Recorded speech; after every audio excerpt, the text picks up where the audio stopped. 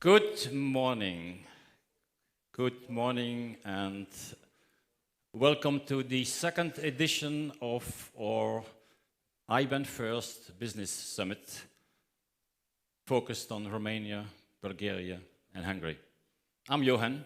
I work at IBAN First, but today I will be your host.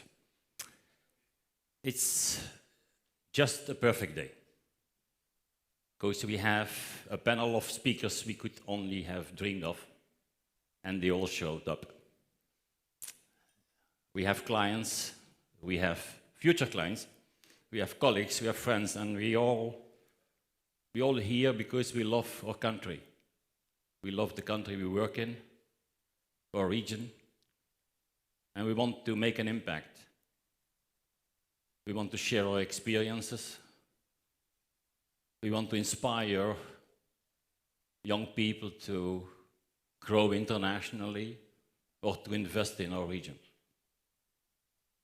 It's just a perfect day, because at IBAN First we will continue to show a positive impact in this region. We believe in the untapped, significant potential of the region, the growing SME and startup culture. We do that in our domain, which is taking away the pain points of international payments, coming up with solutions to protect you against currency volatility. I will have the opportunity a little bit later to tell you more about IBAN First, which I will do between panel 1 and panel 2. It's just a perfect day, because change is happening. Last month in The Economist, there was an article about Romania, where they were saying that Romania is moving from a land of immigrants to a land of immigrants. And you see it in Bucharest when you walk around.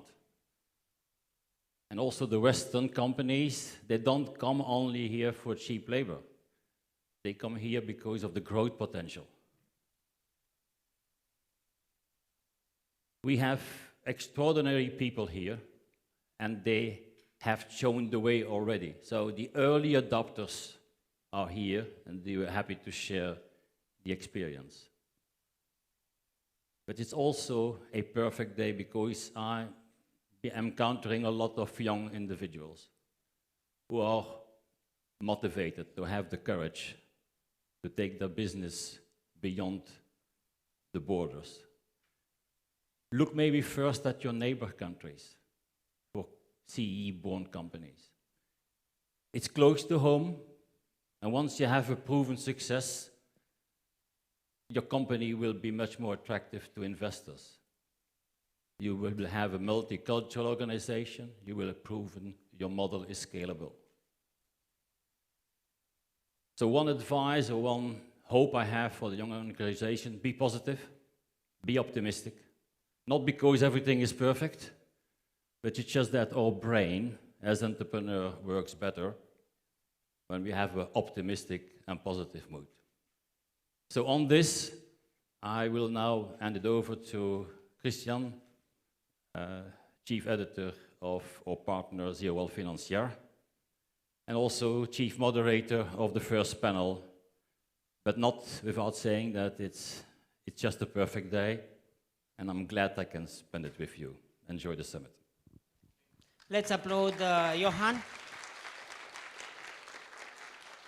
Johan, thank you very much. Mirela and Pierre-Antoine, thank you very much for your partnership in this event. And I would like to present the first panel, and I invite all of them here. I want to invite Roxana Horezeanu. It's from Ivater. Roxana, you're most welcome. Let's applaud him. It's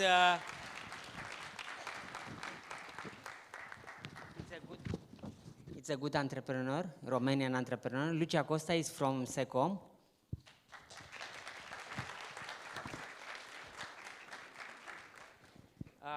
Then Pierre-Antoine Dussilier, founder and CEO of IBAN First and main sponsor of this event.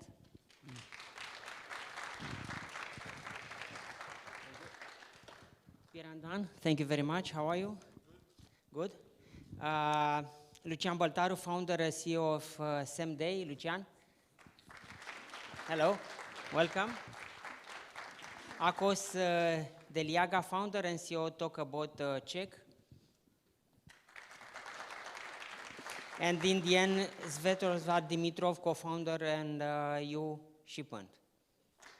So, as Johan said, Romanian, it's a start from, let's say, 20 years ago, Romanian people go outside. Now Romania is welcome to other people to come here and to work here. So, first question with all of you: how is the market? How is the crisis? If you see any crisis here, Pierre, how is IBAN First doing? Thank you. I think we are doing very well, but it's with crisis or without crisis. So our business is good, and actually, when there is a crisis, sometimes there is volatility in the market. If there is volatility in the market, it means that our clients needs us, because when there is volatility on FX market, you need to hedge yourself, you need to protect yourself. So, and also you want to have a cheap service, you want to have a, good service but cheap price, and then coming to us is good. So actually, when there is a crisis, potentially is good for IBAN First. But after saying that, I think especially here, we see that probably the Ukraine war had been a little bit digested, and it's a bit behind us. And we see that our clients are coming back for probably beginning of the year where they were a bit worried, and we see it's probably a bit behind us. So yeah. Can you explain for the audience who is IBAN First, was IBAN First doing, and to put some figures on this business? Yes. Yeah. So we are a company founded in 2016 in Belgium. Myself, I'm French, but I use I started up another company actually before in 2006 that I sold to Saxo Bank. On Saxo Bank at that time was a really European company, so we had offices everywhere in Europe. Actually, when I started IBAN First in 2016, I wanted to do that again. I wanted to do a European company, is what I like. And also what I saw in Saxo Bank before is that actually you can get a lot of growth in new markets, such as like CEE markets, so such as Romania, for example. So since the beginning of IBAN First in 2016, we started in Belgium, but since the beginning, I wanted to be everywhere in Europe. So very quickly, we were in France, and then in Germany, Netherlands, and then Spain, Italy. So now we are in 10 countries, 3 countries in CEE, so Romania, Bulgaria, and Hungary. We are 400 people. We do every month around 2 billion euro of volume of transaction for our client. On our business is to facilitate international cross-border payment for SMEs. So if you are an SME, you want to develop in another country, or you receive money from another country in another currency, if you use us, it should be cheaper, faster, and more transparent than with a typical bank. I know that, for example, here in Romania, a great company called Revolut is very popular.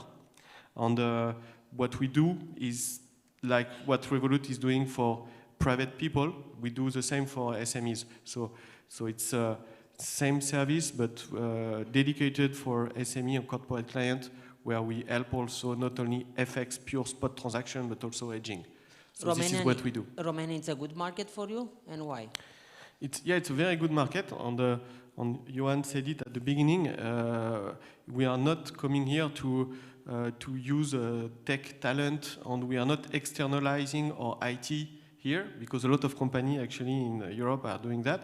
But we have a sales operation, sales office here, and we are targeting Romanian companies as client. So, and it's a good market because it's very dynamic. We see a lot of new company, actually young people, because our service is an alternative to banks. So when you arrive in an old country and with old companies, very often people they are scared to switch from banks to us because we are different, and our service is an alternative. Actually, here we see that we have a lot of success because people they understand that we can do something better than banks. They want innovation. A lot of people they are looking for innovation, and it's what we are providing. So yes, the market is great, and we are doing a good job here, thanks to Aline, the boss of our country. Since you organized with us the second edition of this summit, so it's a good market. Yeah. Okay, exactly. thank you very much. Thank you. Roxanda? If you want to give some detail about Ivaterm, yes, for just, the audience. Yeah, I will give you a bit of context. So, Ivaterm is a dermocosmetic company founded in 17 years ago. We are a pharmacy board brand prescribed by dermatologists and treating the conditions of the skins like acne, rosacea, seborrheic dermatitis, atopy, and so on. We are combining cocktails of active ingredients, very innovative active ingredients, with Herculean thermal water, apa thermal herculane, which is calming and soothing for the skin. We have a lot of clinical trials proving the anti-inflammatory effect of the water. We are developing our products in France, we are producing in France, and we are selling actually in 15 countries, mainly in the Middle East, in Asia, and a little bit in Europe. So for us, last year was one of the best years. We grow 42% in sales and income. And we budgeted the same this year, and the first quarter was the same, 42% of growth. We are growing on all the markets, and yeah, for sure, the economic context is not good, and we are impacted very much about on that inflation and diminishing the purchase customer power and the uncertainty and instability of the war, and we are affected. But mainly the growth in prices of the raw materials and transport and utilities and salaries and everything. So we need much more planning and budgeting and negotiations of the price increase in all the countries. So it's a burden. But however, we flourished because we put a lot of efforts on digital performance. We hired an entire team of graphic designers, video designers. They are all managed by our Design London agency of creation. And actually, we grow the business in all the markets. For a Romanian company, how is to expand outside the border? Well, how difficult is it? How easy? Yeah. If you make money outside or you lose money? Of course I make money outside. Yeah, you are lucky. Well, it's always a choice. I mean, you need to choose how much you invest, and you make trials and errors, and you see if I invest more, if I invest less, how is it? It's always a balance. But I was always proud of being a Romanian company, because my brand, although it's labeled made in France, which is good for cosmetics and for Asia and the Middle East, but we are a Romanian brand, and I was proud to have a thermal water that is coming from Carpathian Mountains, very pure, very natural, and I think at the end of the game is always the quality of the products, innovations, and a good strategy.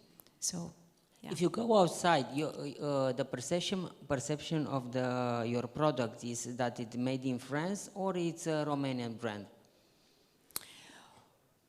Well, it depends. The customers, I think for the customers, it's made in France. But for my partners, it's a Romanian brand, yeah, because we are in Bucharest, and yeah. Ok, thank you very much. Mergem mai departe la Lucian, same day. Lucian, salut. Salut, Hello. salut, bună dimineața. Hello, how are you? I'm fine. How is the business doing? So, and a few words about same day. Yes, you operate outside the Romanian. So how is the market? So the market, from our opinion, is not so bad yet. So it's a little bit better than we expected. However, we need to be prepared, because maybe after the summer things will not stay the same. So we are prepared to be agile, to expect a little bit worse in these markets. But for now, I think everything is good. About same day. Worst, why? Worst after the summer? Yeah, why? The people will I think don't have money. After the summer, after the people will travel a lot in the summer, in vacations, I think the consumption will drop. And if the consumption will drop, also the courier market will suffer, because we'll have less packages to deliver. So that's why, from my opinion, we need to be prepared, agile, and to adapt if something worse will come. Maybe it will not come, but it's better to be prepared. How is to operate outside Romania? I mean, in Bulgaria and Hungary. How difficult is? You know, it's like a roller coaster. A roller coaster. Yes. You make money? No, we are not making money yet in Bulgaria and Hungary, because our business is a critical mass business. So we need to build first capacity, and after to fill this capacity. Until you manage to fill this capacity, you are losing a lot of money. After you reach a good degree of volumes on this capacity, you start to make money. So we are in the construction phase in both of the country, a little bit more advanced in Hungary, but still we need to invest another 2-3 years in order to be prepared after to make money. How easy is to have operation outside? Initially, when we had this idea, let's go international in order to scale better our technology, because the technology that we build is very expensive. We need more deliveries in order to scale. We are not in Germany to have hundreds of millions of deliveries in this market. So in order to have a good unit economics cost per technology, cost per delivery, we need to go outside. And when you are going outside, the things are not the same like in your home country. They are more difficult, maybe twice more difficult.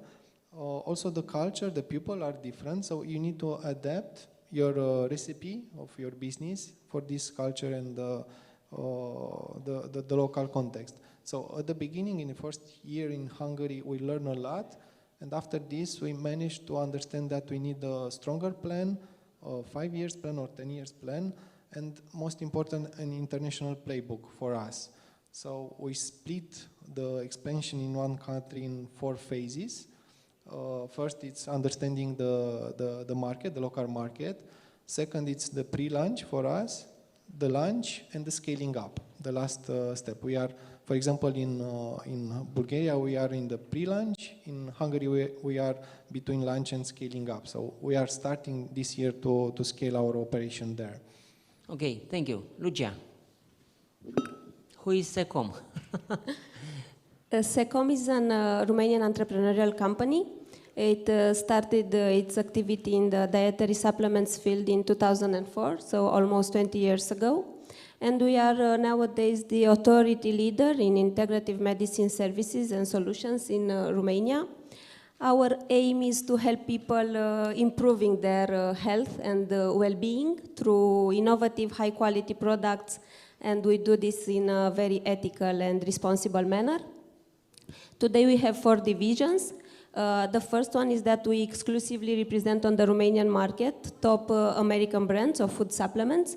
Then we have a retail chain. We have 15 physical stores for the moment in Romania and an online platform, a strong one, we say.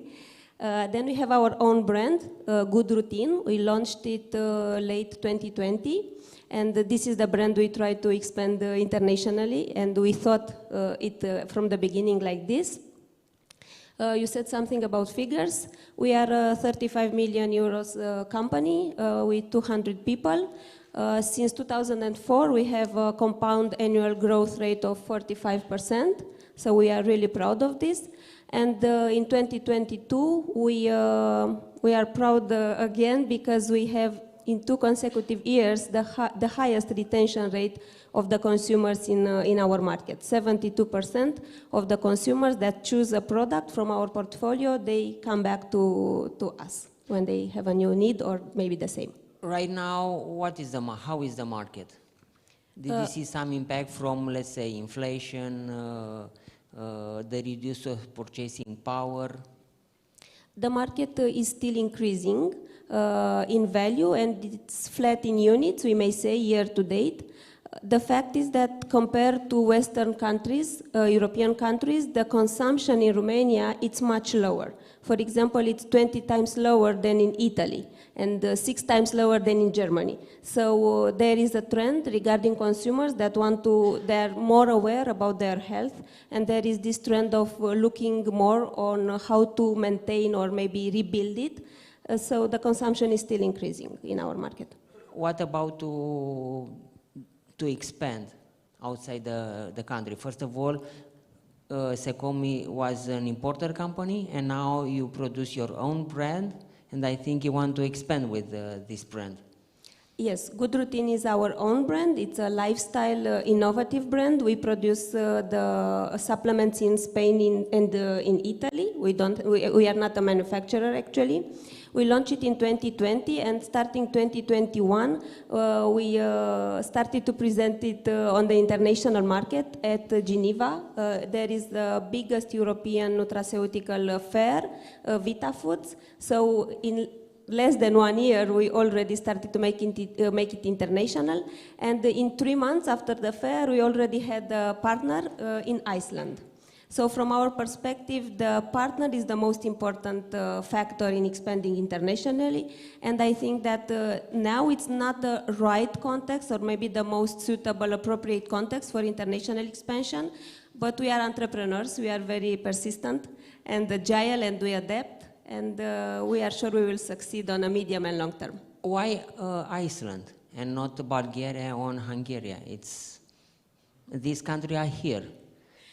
Because at the Vita Foods Fair, there was this partner from Iceland that it's an entrepreneur as well, a lady. She fell in love with the brand and she wanted it as soon as possible. So that's why I said that I think the region comes second, at least in this context and environment that we are facing.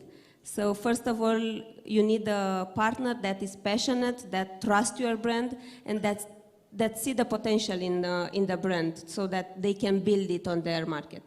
Lucia, thank you. We go to Akos Deliaga.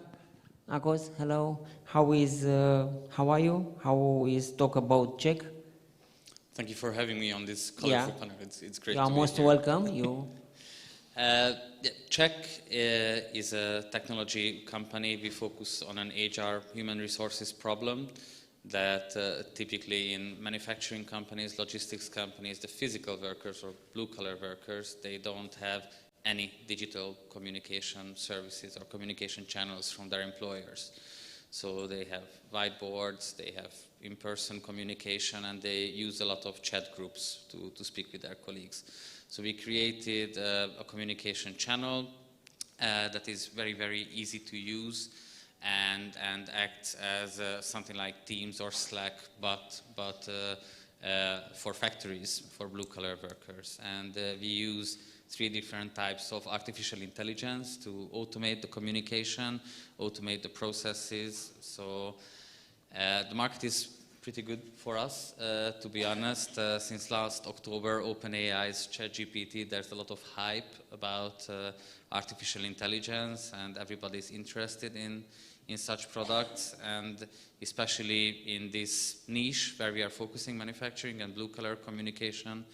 There are not many companies doing this, and it's kind of a blue ocean for us, so somewhere where we can develop our own market and our own category of product, so to say, which has its own challenges because we are educating the market. We need to find innovators, early adopters, and it's not that there's an existing need, but we have to build awareness about the problem, educate the market about the solution, and then find these companies. But we have over 100 customers, over 100,000 employees use Czech on a daily basis with brands like Bosch or Nestle, just to give a few big names.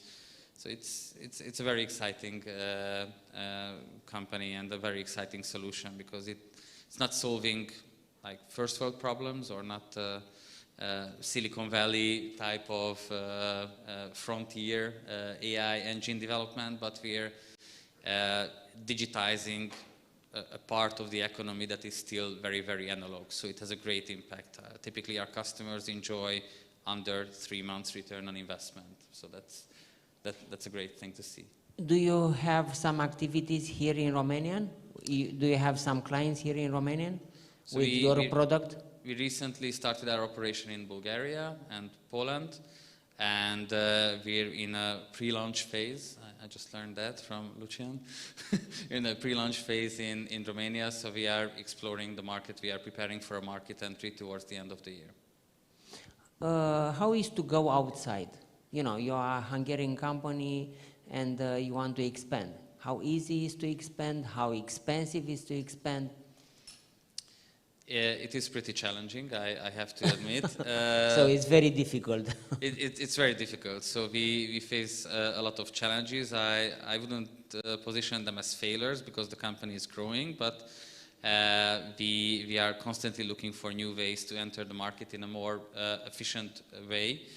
And I think the fact that I mentioned that we are building a new category of product, we are educating the market, it takes time. So although we enter the market, we have to build a lot of trust in the with the customers and find these innovator and early adopter customers. So it takes time, but all the trends look into this way that everybody has to have a digital communication channel at the workplace. AI is coming into all parts of our life. And I have a full trust that Czech will become this company that will digitize this segment of the workplace. Can you explain to the audience how is working Czech? Yes, we use multiple channels. On one hand, we have Rakuten Viber as an investor. So our system sits within Rakuten. Essentially, your workplace can be just another contact between your wife and your colleagues. And it works like an application. It has a menu system. You can type in the system and have an AI conversation like with ChatGPT. We also have a mobile application that can be downloaded if somebody doesn't want to use Viber. And we have also a global integration with Microsoft Teams. So even in a factory, there are back office workers who have a laptop and Teams. And it's a mixture. So everybody can choose what they prefer, whether it's Teams, the application, or Viber. And then imagine for a moment that you're a physical worker, maybe working a night shift, and you want a certificate of employment to put your kids into school. In this case, in reality nowadays, even if you are in Germany or India, you have to wait in the morning, wait for HR, queue up, spend maybe days just to get something simple done. And here we put this in the palm of everybody's hand. We're using very few data, so we don't need personal email address, we don't need a personal phone number. So from GDPR viewpoint, it's pretty secure. And yeah, I'm really proud that with 100,000 employees using Czech, we never ever had to do a user training. It's so easy to use that people unconsciously know how to use this system. I'm super proud of this. And I think this in itself is a big innovation that a lot of our users, physical workers, may be practically illiterate. We even have organizations where within 1,500 employees, they come from 6 different countries. Countries like Hungary, South Korea, Nepal, Burma, Turkey, and Ukrainians. They work in the same place, so it's pretty crazy. They have a lot of cultural differences. A few weeks ago, there was a case when HR had to remind Mongolians that it's not accepted to go out hunting in the woods next to the factory. And they shouldn't butcher goats in the accommodation. It's not okay.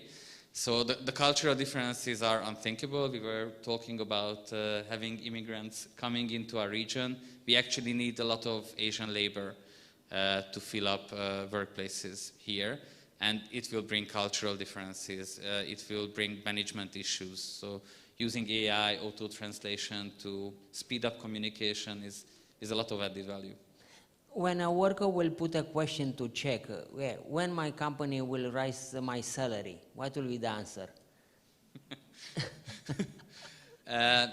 Yeah, there are multiple ways to have that, but one of the nice functions that most of our customers use is an anonymous way to ask the top management. So you can actually ask top management, and actually employees use that very wisely. It's a great way to manage rumor or gossip in the company because there's a lot of uncertainty on the market. People are afraid to lose their jobs, and we had cases like one of the operational sites was empty. They just cleared the space, and and people were afraid that, okay, they don't have enough orders, jobs will be cut.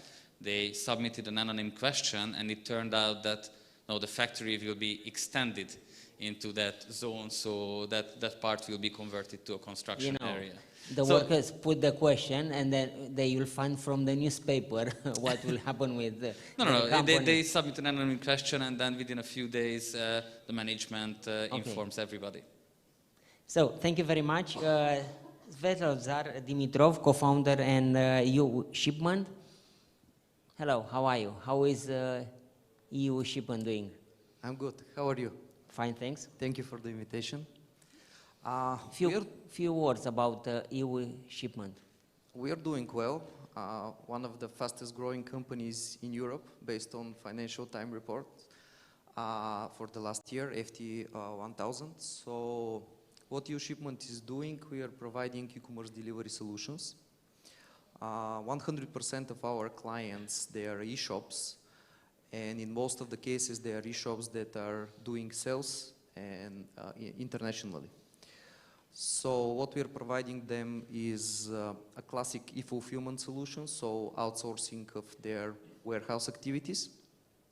But the biggest volumes are coming from e-shops that we are collecting the parcels from their own addresses. We call it the classic cross-border solutions. So EU Shipments is running, we call it an independent delivery network. We are covering all European Union destinations plus UK. In each and every country that we are delivering the parcels of the e-shops, we have a local, really strong last mile partners. The same, like same day in Bulgaria, same day in Romania. So we have a few of them, the most strongest, the most flexible e-commerce delivery solutions in each and every country. So based on that partnership, based on the integrations that we did with them, in the end of the day, a single e-shop can be in a partnership only with EU Shipments, but can use the full portfolio of delivery solutions of over 50 different last mile partners in Europe.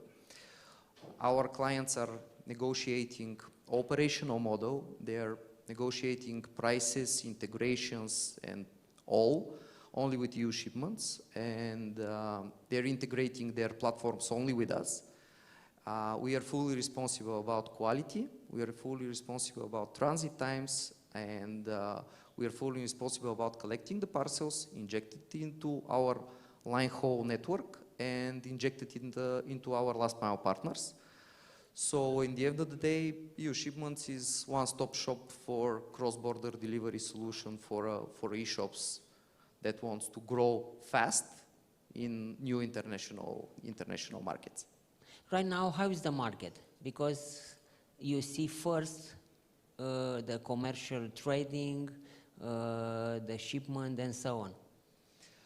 The market is doing well because companies like ours, we are growing based on two different facts. So the first one is that based on the network that we are running, our clients can easily open new markets. Speaking about delivery, not about marketing, not about customer support and so on. But with us, they can open new destinations, new countries, and based on that, we are taking care of more and more destinations from the active clients. So it brings new volumes for us. It's the first point. The second point is that during the period of the war, we decided to be really aggressive on marketing, to be really aggressive on sales, so we can bring new volumes, especially from Central and Western Europe, and destinations like China, like Turkey. So based on new activations, based on new clients, we managed to double the business last year. And can you give us some figures? Yeah. Roughly? No, it's not roughly. I know the details. So what we delivered last year is 1.8 million parcels internationally. Not domestic parcels, because for Lucian and for same day 1.8, it's not a big deal. But here we are speaking about international deliveries. This year, so far, we are close to 1.5. So it's pretty much, again, doubling the business. Speaking about revenue, we closed last year with 7.5 million euro, and as I told you, based on the volumes that we are delivering now, hopefully we will close this year organically with close to 15. So, How you see this region? I mean, near Romania, near Bulgaria, near Hungary. It's a good market. It's a market for, let's say, more than 500 billion GDP. from the perspective of e-commerce delivery solution, from e-commerce in general, Greece, Bulgaria, Romania, Hungary, I can say that they're close to be one market, like not a group of countries, but a region, because the delivery price is really competitive, so it's really easy for one e-shop to go cross-border.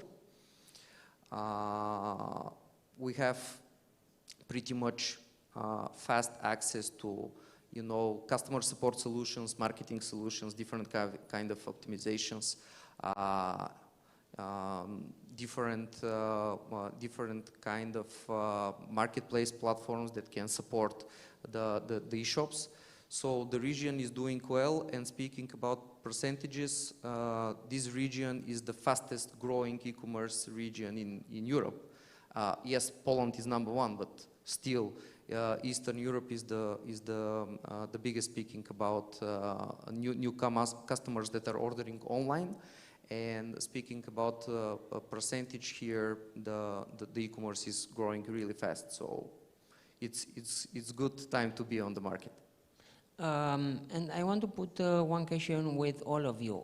If you want to go outside, what would be the first question you put in your mind?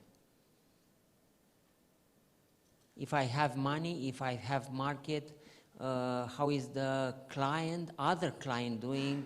What is their habit? What is the question you have in mind? I answer as CEO of IBAN First.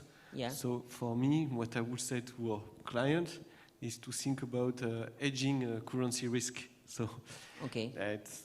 It's probably, I don't know if it's the first question, but probably it can be a very important question, because, for example, I heard countries like Turkey, if you want to do business with countries where currency is moving a lot, actually you can be happy and do a contract with another country, and then if your margin, for example, is 10% on this contract, and then if the currency is moving by more than 10%, and if you are not hedged, then actually you are not making money but losing money. So I think it's quite important to think quite quickly once you see a market potential. If you are dealing in a currency that has a different currency than yours, to look at this aspect. But IBAN First can offer hedge products? Yes. If you want to hedge to the, let's say, Turkey devaluation, or in the case of Hungary. Hungary in the last month was a devaluation. So. Yeah, sure. In a context of a payment, so when our clients are doing business, so not in a context of speculation, but our clients are companies that are doing business cross-border. So in this context, yes, we can offer hedging products. Yeah. Okay, so Ruxandra, if you want to go outside, what is your question you have in mind? Yes, what Pierre-Antoine said, it's very correct. We entered in Turkey and we were forced to go out because they were at a point incapable of payments because of the currency devaluation. But we are looking at the size of the market and the growth of the market. These are the size and the growth. But what about the habit of the client in your case? Yeah, for sure. This is as well important. The model of business, how the pharmacies are looking like. I'm always want to see pictures to see if they have open pharmacies or not, because there are countries like India where it's a big market, but there are very few open pharmacies. And that means that you cannot have merchandising, for example. So all these things are important, yeah. A lot of things. Lucian. Specific. First, we are trying to understand if our know-how core and our technology core could be a competitive advantage in that market. So first, we are looking what that market has. For example, in our case, the markets around us, they are traditional courier markets, so they are not so innovative like in Western Europe. Out of home, easy box, as we know in Romania, is not so well developed. In Hungary, it started to be more competitive, but in the rest of the markets are at the beginning. So when we are looking on these markets, first we want to understand if our technology core is a competitive advantage. And after this come the business plan, the money. We are lucky because behind the same day in 2007, Naspers through EMAG invested in same day, so we can convince them if we have a good business case to get the money. So, but I think, and another very, very important thing, you need to be sure that you will still be focused in your home country, because the home country business is the most important, is the highest, the more major, and is producing money in order to develop in the other markets. So you don't need to sacrifice the home business.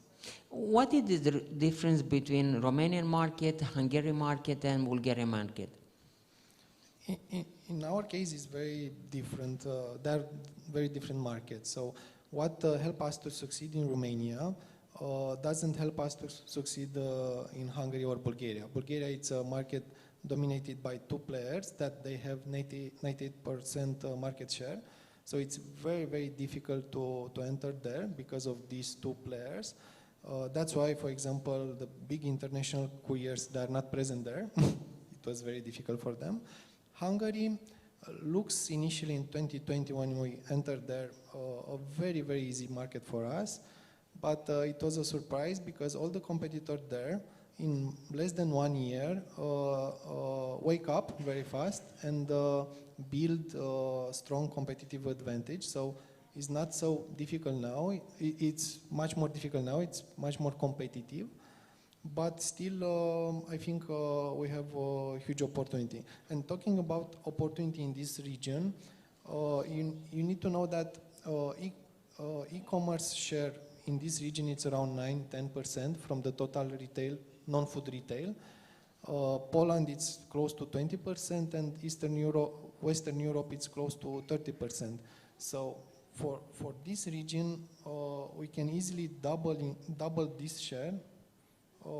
And if we do this, the e-commerce and the courier market will be double. So we only need to increase the share of online, and our businesses will grow a lot. Thank you. Lucia, your question. So at the beginning, we started our Good Routine international expansion with a strong strategic approach, and we analyzed at least 30 European markets, just to see how the 30 market you analyze. Yes, in depth. Okay. Yes, and just the to only see the market size of the market, the segments, what's the competition on those markets, the segmentation, the route to market, and everything. And of course, at the beginning, we wanted to tackle and to reach the biggest markets in our industry, but that was wishful thinking. Again, we looked for the partner, and this was the most important thing for us, and it still is. How expensive is to go outside, and in how many years you take the money? I think it's a medium-term investment because, for example, as I said, we attend different international fairs so that we can make our brand visible to the international market. We were for 3 times in Geneva. In autumn, we go in Asia. Next year, we go in Middle East. So it needs investments and perseverance. Okay. Akos? I just love your answers, so I can hardly say it better. I totally agree. My thought process starts from our own unique selling points. So what is our strength on the market? And we try to see if there are other markets that would appreciate these unique selling points. I come from the startup scale-up ecosystem, so all these things that are considered as ideas or wishful thinking, and every aspect we have to validate. So if we consider a certain like AI or our integration with Teams and Viber as an advantage, we have to go out, travel to the market, ask people, find relevant people, and get these assumptions validated. Also, market sizing is very important. Like a year ago, we were thinking about Greece as a great market for us. The economy is growing, there's a lot of good energy. Then we look at the manufacturing industry, and it turns out that most of the companies are SMEs. There are not many companies with even 500 plus employees, 1,000 plus, super rare. So it's not a really good structure of the manufacturing industry for us. So the market size in itself from a macro viewpoint may not be a sufficient information for you. And I totally agree that finding good partners and finding a good time with good partners is super important, because maybe you found the right one, but it's just not the best time to meet. Maybe you need 1 year, 2 years to strike the partnership, but we are venture capital funded, so it would be a hard discussion with our investor to tell them to wait 2 years. It is better to go outside at the beginning through a partner or directly? And if you go directly, where do you find people who work for you, to work for you? I think it's very much dependent on the product. So some software products can grow organically without support or consultation. In our case, since we are changing internal communication processes, we need somebody on the ground as a consultant with our customers. So we need local partners who have a good reputation on this aspect. We must find partners. We tried it on our own and we failed badly. So yeah, we tried, but it just doesn't work. So we really need to find good partners. So it's not so easy to go outside. No. No. Thank you. Velozar? First of all, EU-Shipments is active, is present with own operations in already 4 countries. So it's Croatia, Bulgaria, Romania, and Hungary. We are about to start Poland. And why I'm sharing this information with you, because when we're speaking about new geographies and growing cross-border, we are all the time first asking our clients, our active clients.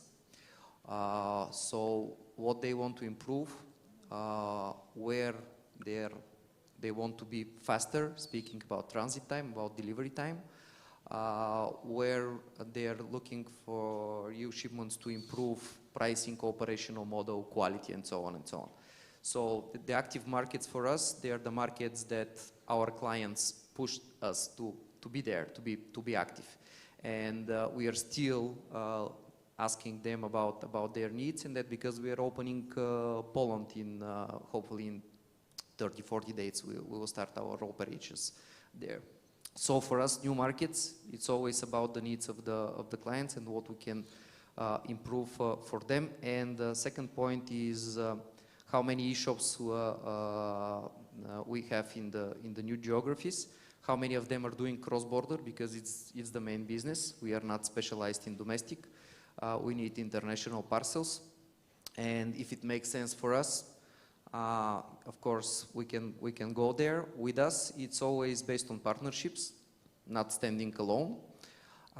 We are well supported by our partners from Blake Peak Capital. So together with them, we are following our M&A strategy, growing non-organically in some new geographies. So it's always about local partner. It's always about companies that are already specialized and they have a local know-how, strong know-how. Based on that, we have, smart CEO. We have a team that is ready, set to work. We have, of course, warehouse, real operations. So implementing our know-how on top, implementing our software solution, we have a really fast-track start of new geographies. Which is the worst market in this region? So it is very difficult to go there, and it's the same question to all of you. Worst? Yeah, we need to the change most, it a bit. okay. The most difficult market to okay. enter. I can say Greece. Greece? Because it's really difficult to deliver there because of the remote areas, because of the islands. Second is because of the alphabet. It's not that easy to have, to take care of the digital marketing, to take care of the translations, customer support. It is a feedback that we are having from our clients. From our perspective, we are delivering there with the strongest local couriers. So we are there, we are delivering, we are doing well. But from the perspective of an e-shop that wants to go in Greece, I can say that in the region, they are tough. Akos, for you? For me, it would be Poland, probably. Poland, why? They are at least double the economy of Romania and four times Hungary, and they are a very proud nation. They have a very good innovation ecosystem. So the first question is always, can we find something similar in Poland? And they are not so open, in my experience, towards external innovation. So for example, Romania, Bulgaria seems to be much more open for innovation outside of the country. Lucia, from your analysis? From our analysis, Italy, I would say, because it's the biggest European country in dietary supplements. It's very fragmented and very, very competitive. But what we try to do with Good Routine is that we try to build on three important pillars. First of all, the brand, the packaging, and what the consumer sees for the first time. And we have a very, very great, good feedback from the market. After that is the product. We need to have the right product and to bring innovation on the market so that you can make the differentiation in that market. And after that, there is the ecosystem that you build around the brand. Because nowadays, from our perspective, it's not working anymore just with a product, because this is a transactional business.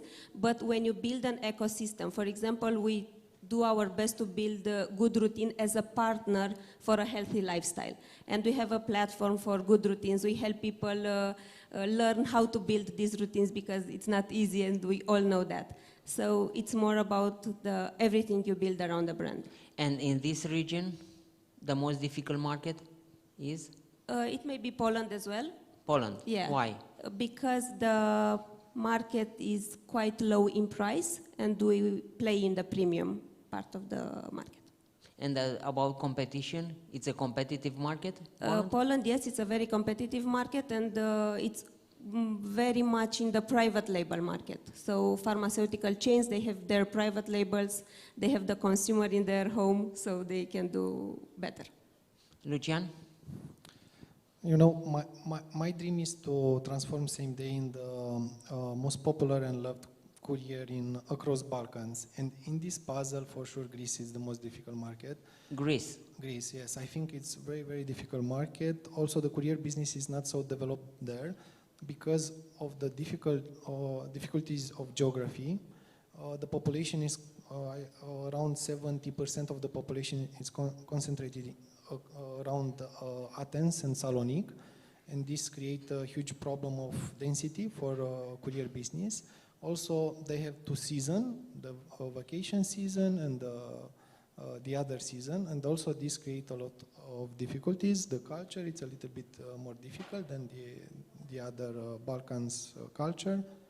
also the language, but yes, Greece is the most difficult country for sure. Ruxandra?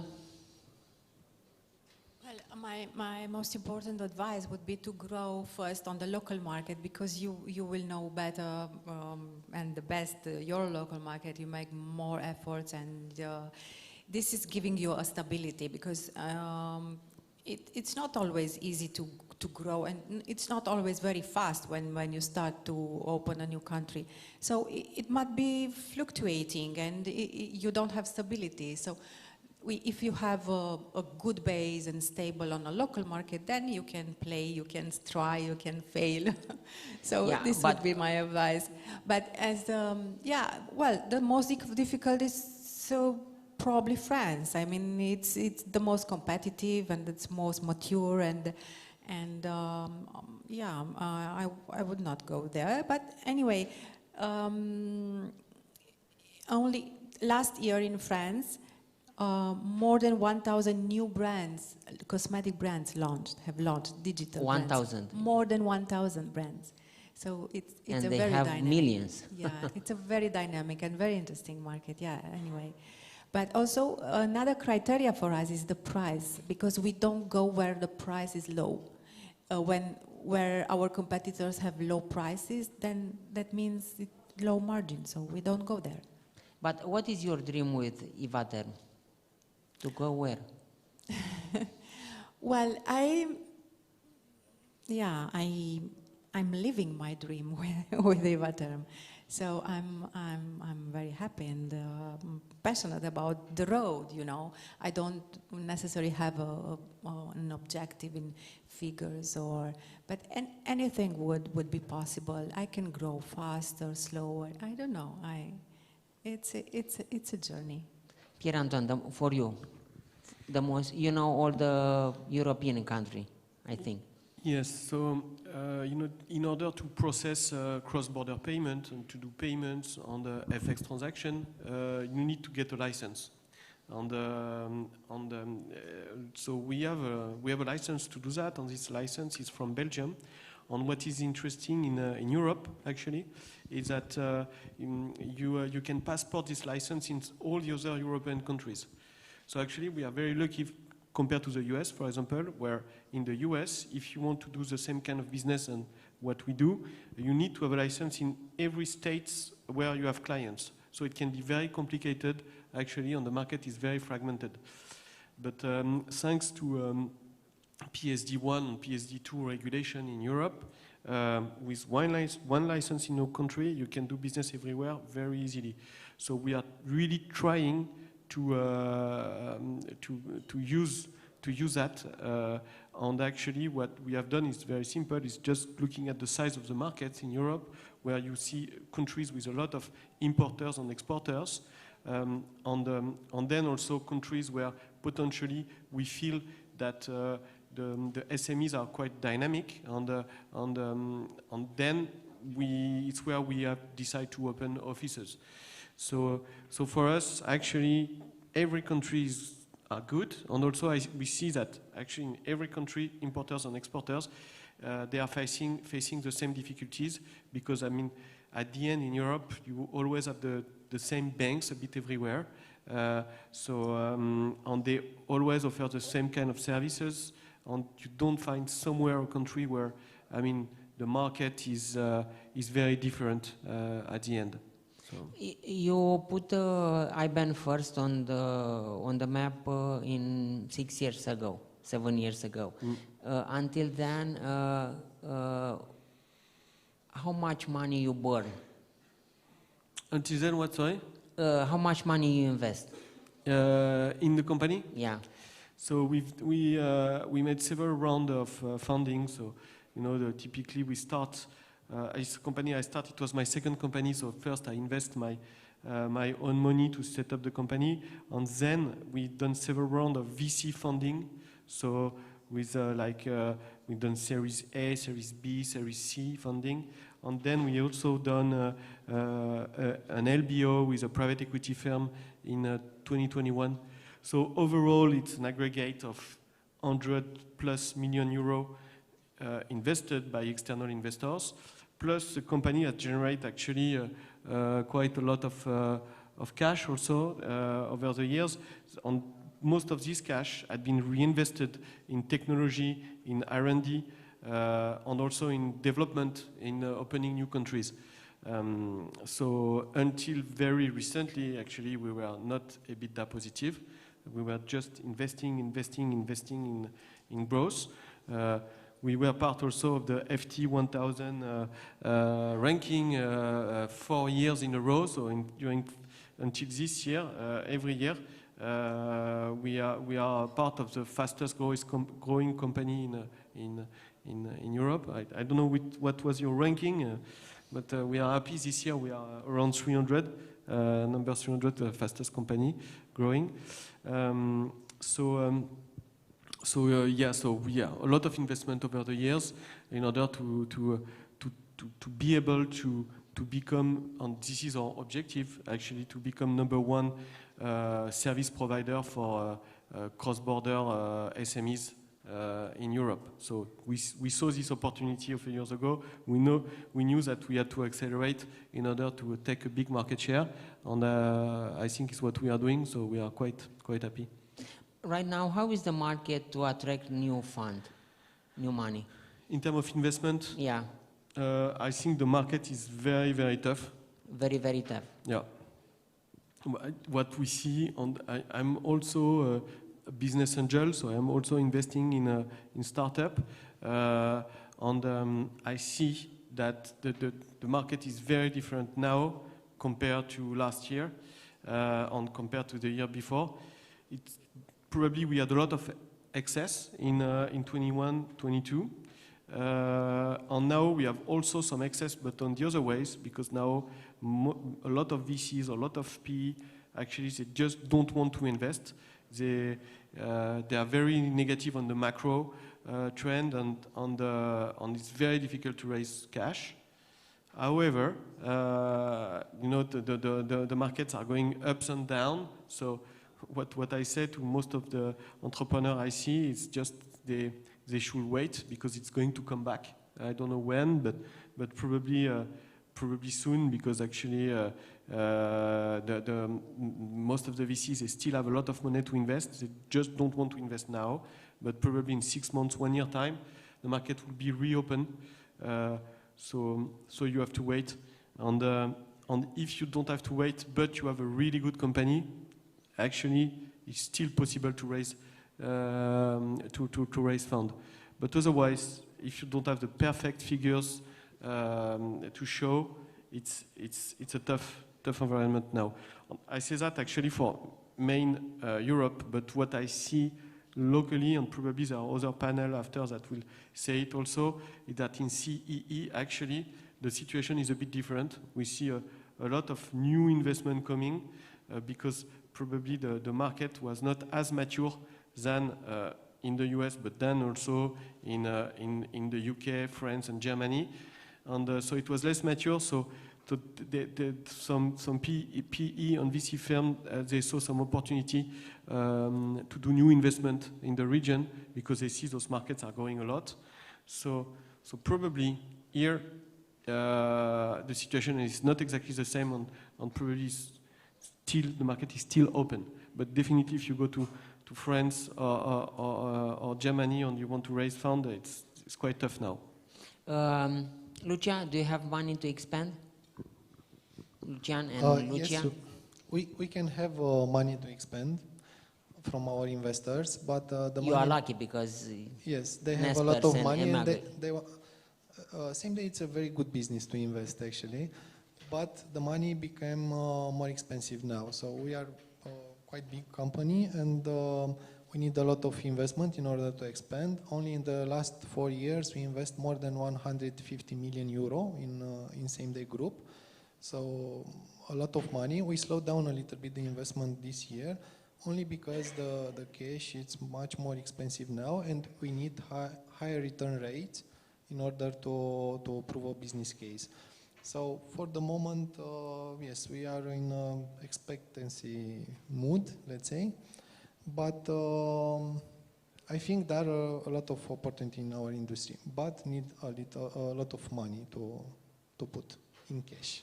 Yeah. Lucia?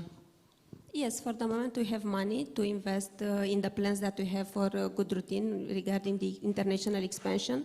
And I think that it is in our DNA and in our nature as entrepreneurs. If the first strategic plan that we had was wishful thinking, we always find solutions to adapt. For example, if we couldn't reach the markets that we aimed, we launched our brand on Amazon. In France, in Spain, and very soon we'll launch in UK and Germany. So we will always find solution to adapt. Okay. Akos?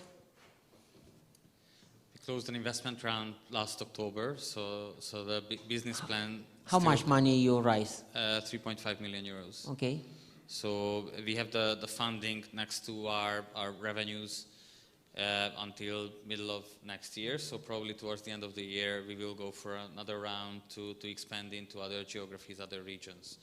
I think if the market is definitely tougher than last year, and investors are looking for more proven solutions, they look into the value creation and how the business will actually make a profit. So growth in itself will not be sufficient to attract funding. It has to be a profitable business as well. And if you meet that criteria, there's still money on the market. Okay. Svetozar? First of all, as I told you, we are well supported by our partners from Black Pea Capital. We raised year and a half, up to 7.5 mil for our M&A strategy. And second, EU-Shipments is really good as a margins, and we are EBITDA positive. So about the organic growth, we have enough money from the growth, the organic one, and about the non-organic and M&A, we are following our strategy, and we are supported by private equity. So there is enough in the bank to grow and to follow the strategy. Ruxandra? Do you have money to expand or? Yes, I still have, yeah. Well, yeah. So all of you are happy because you have money. So if from the audience you'll have some question, any question, please. I'll give you the microphone, just a second. Thank you very much, thank you. Răzvan Tătaru, Globstar Trade. We distribute electric products. Thank you for the event and for the speakers. I was curious for same-day and EU shipments. What strategy do you recommend for selling outside Romania?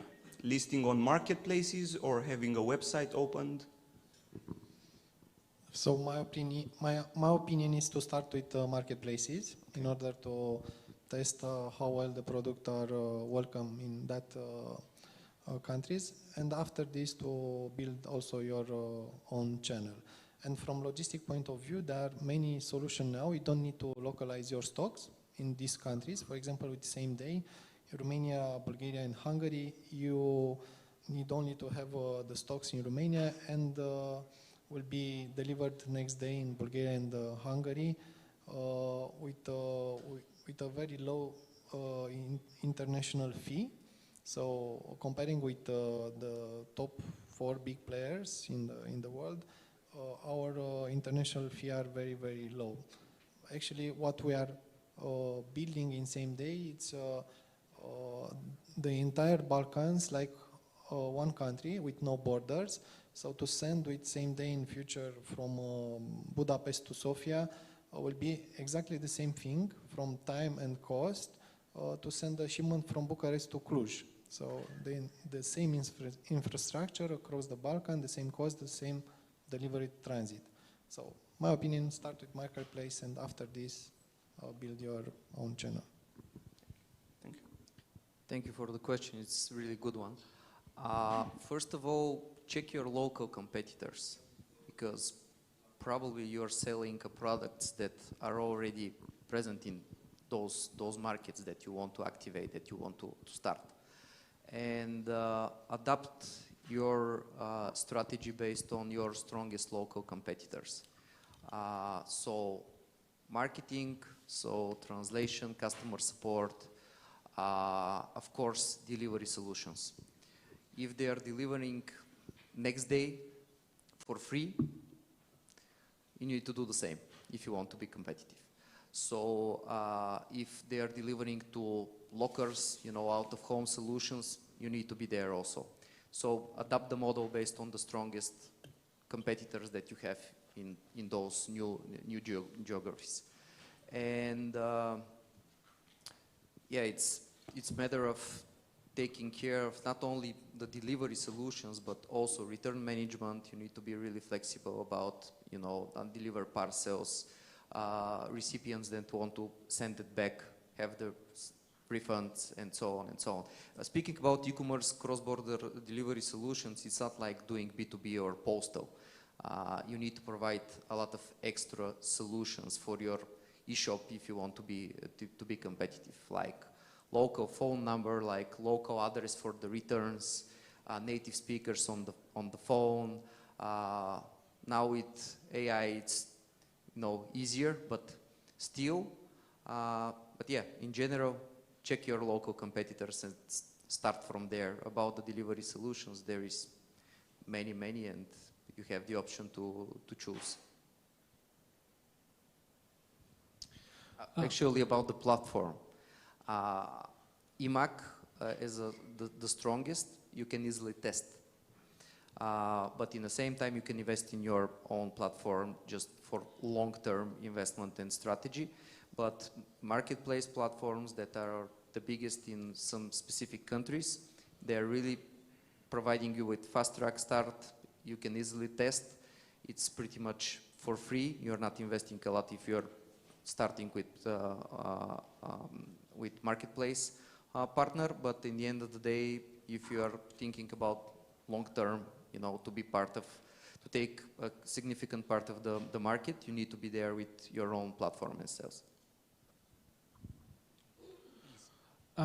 Hi, so I'm Andre from Artingso Design. We do turnkey interior design and architecture projects. I know this is a question for Lucian. I know he touched on critical mass for expanding internationally, especially in Hungary.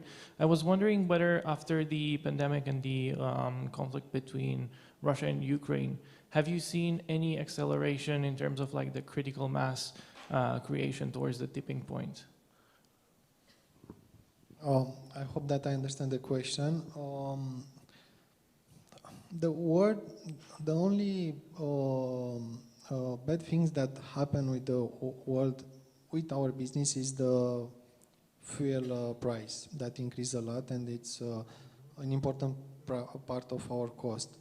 But in the rest, the critical mass for us, it's a calculation of stops per square kilometers. So we need a certain amount of stops per square kilometers. So this will not change, only if the market will increase a lot. So it's closely related to population density. Yes, it's in relation with the population density, the deliveries per capita, and yes, in Greece, for example, it's the worst because there are remote locations that have low population with low purchasing power. So there, in that area, we don't have density, and our cost to deliver there, it's sometimes could be 100 RON, for example. We have this kind of location also in Romania and also in Bulgaria. I think we have much more in Bulgaria, actually. Thank you. Thank you. Other question? What is the problem you have in mind? How you see the economic figures for the, let's say, for the next 2 years in this region? Do you see growth? Do you see with this war some problem? What about inflation? What about interest rates? What about purchasing power? I think it's difficult to give some clear information. That's why We are not giving or putting some clear number. We are only building agility in order to adapt fast. I think the inflation will start decreasing for sure. The economic growth will be there. I don't think will drop on recession, not yet from our information. But agility is the key. Okay, Ruxandra? I think that there are a lot of uncertainties for sure, but however, when we have, we can have some local factors as macroeconomical management, restructuring in the local markets, and also regional cooperation that can mitigate the side effects and the negative effects of what we are living. Lucia? What is the most As fear Lucian of said, yes, I think that the economic growth will decrease a little bit. But fortunately, we are in a country that has many industries that are still underdeveloped. So like I said about our industry compared to other European countries, I think inflation is still a concern for all of us, and the supply and logistic chains, the increasing price in raw materials, and our efforts to maintain a minimum increase of the prices so that the consumers are not affected. And as Ruxandra said, there are still these uncertainties, macroeconomic, geopolitical, a lot of multiple crises that we face, and we need to find solutions to be adaptable, to work with contingency plans, and be agile. Yeah, which is better, to import products or to develop your own products? In our case, both are good because we do the importing for 20 years, so it's a strong and stable business. Now we work on building our own brand and develop it. So we cannot say right now, actually the imported part of the business is the biggest one. In how many years you develop your own product? And is the same question to Ruxandra.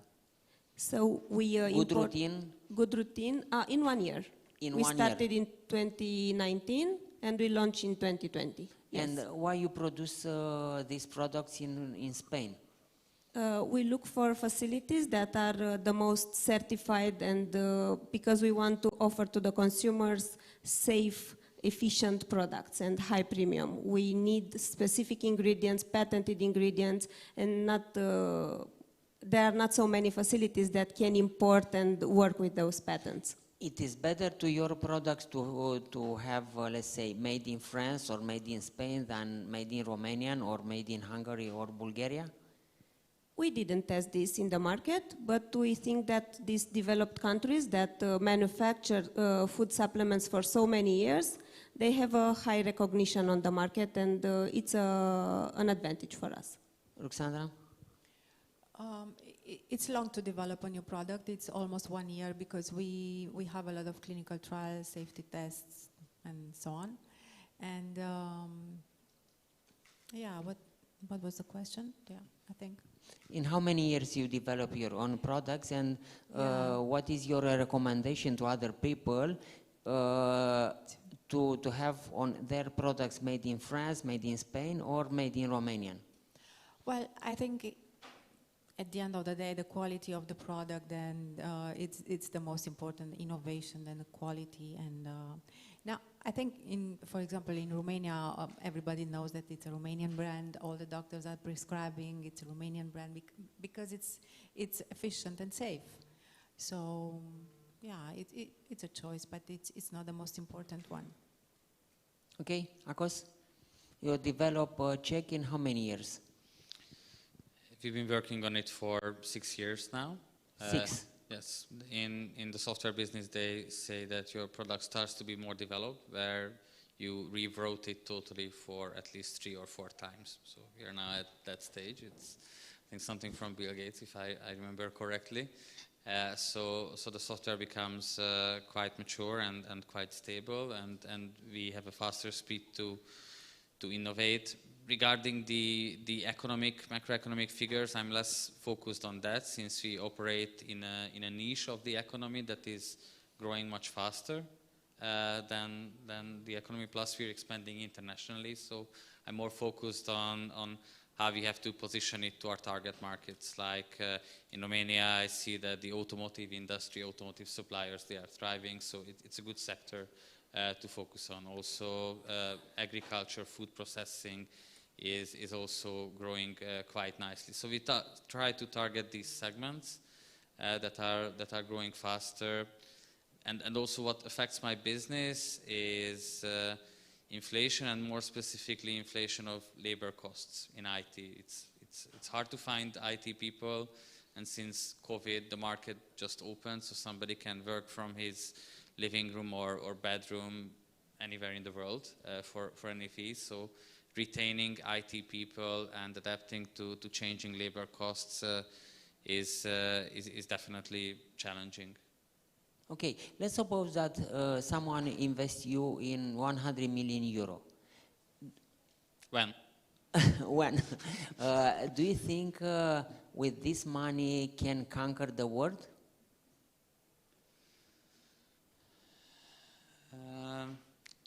You know, some of the challenges or failures I mentioned are coming from a very wide focus or a very wide strategy. I try to be more focused on certain geographies, certain niche products. So even if I get 100 million, I would try to build up big markets and be a dominant player.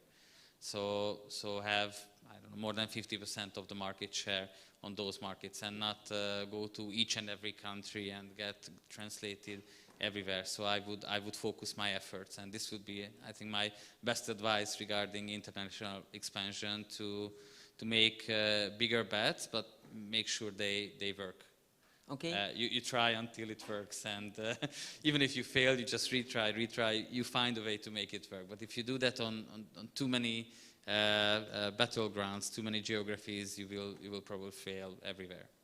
Zvletozar, right now, what is the most fear for you in terms of your company? The success of our clients. If they are successful selling cross-border, it's really beneficial for us. That because we are really supportive, and we are providing them with all our know-how about how to deliver cross-border, how to be more competitive. The e-commerce is here to grow. So your first question was about the inflation, about the economic situation now. What I can say is that in the last year and a half, more and more of our active clients, they are selling less. But the key for our growth, for how e-shipments needs to grow, it can grow, is new activations of new clients outside of the region, but making sales here, because we are stronger here. So we are bringing more value for the e-shops that are from Central and Western Europe, outside of Europe. So that's the key: new activations, new volumes. Be aggressive in sales and marketing. That's our strategy. Okay, Lucian, the most fear right now for you? In Romania, consumption drop. In Hungary, politics. In Bulgaria, the two competitors. Okay, thank you. Lucia? I think the consumer behavior, because it's really dynamic in the last 2 years. This maybe. Okay, Akos? Right now, the most fear for you? Economic speaking. I don't fear the market. We are very persistent. We know our strategy. I don't have fear. I feel that I have control, honestly speaking, and maybe the biggest uncertainty is time to success, how much time it takes to crack the market. How much time to be a billionaire, yeah? Takes to be a billionaire. Thank you. Ruxanda?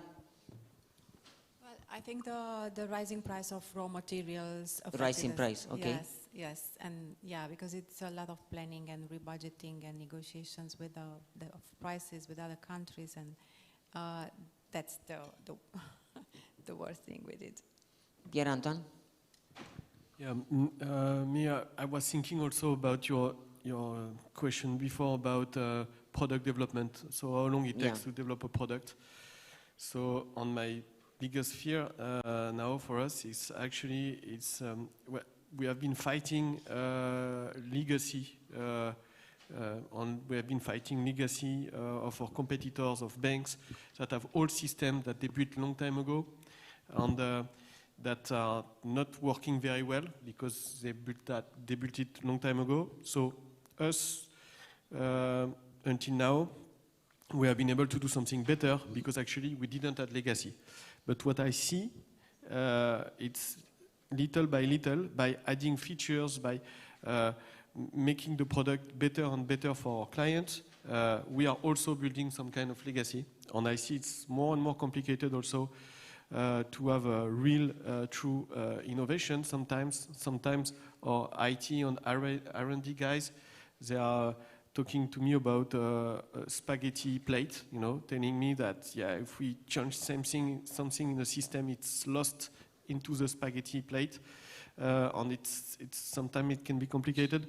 So my fear is actually to become like a bank. So I don't want that. To become like a bank. Don't want to become like a bank? No, yeah, exactly. So I don't want. I want to be more agile, to keep an entrepreneur spirit, and to have a product on a platform, on a technology that is definitely better than what is in the market. It was relatively easy until now because we were smaller, but by becoming bigger and bigger, I see new challenges.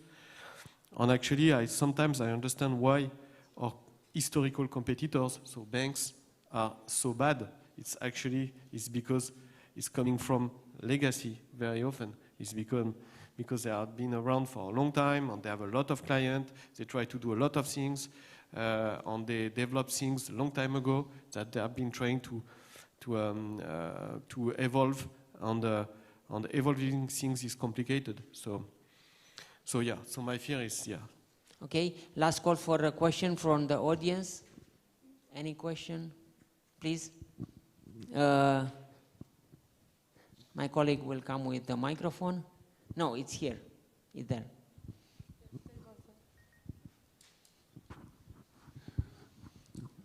Corneliu Vâlcean from FE Consultancy. I would like to ask you, what do you think is your competitive advantage versus the big multinationals that sometimes are competitive to you in this region? It's the same question for all of you. Who wants to answer first? Akos? We feel that yes, there is competition on this market, but we have to find the clear, unique selling points. And after 100 customers, we see that we are not only competing. I mentioned Teams, for example, but we became their partners. So we try to find ways to complement their solutions. They create a general product for masses, for the globe. And if we have a good understanding of our culture, of our geography, and our target segments, then we can make a difference. We can create extra value on top of these global solutions. Okay, Lucia? For us, it's the fact that we started the business by promoting for the first time on the Romanian market the integrative medicine concept, and the fact that we introduced a lot of innovative ingredients, so we are a trendsetter, and it's not easy to build on that. After that, I think it's our customer-centric approach and also our organizational culture. We are really strong here. Lucian?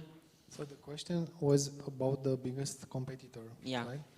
So for our long-term goal, the biggest competitor is InPost for Poland, but we are lucky because they are focusing on Western Europe.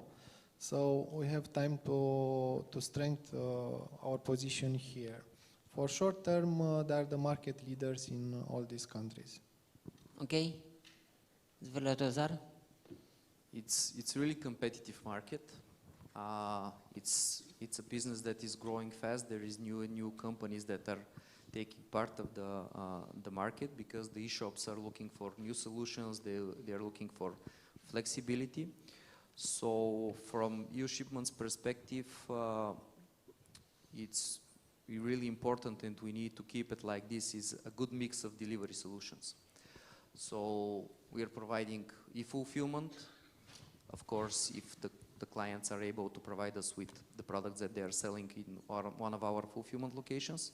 If they don't, if they prefer to do their own pick and pack activities, we can collect from their addresses. So it's a good mix.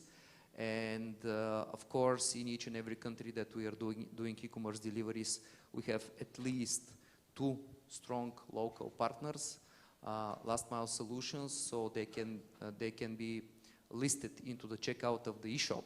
And this flexibility can be provided only from companies like ours. They cannot be provided from the huge classic, let's say, cross-border couriers, because when we're speaking about cross-border solutions, and if the e-shop is using one of those really big international couriers, what they can provide to the e-shop is one single solution. It's how they are delivering it. Their home or out of home, it's based on one single portfolio of services.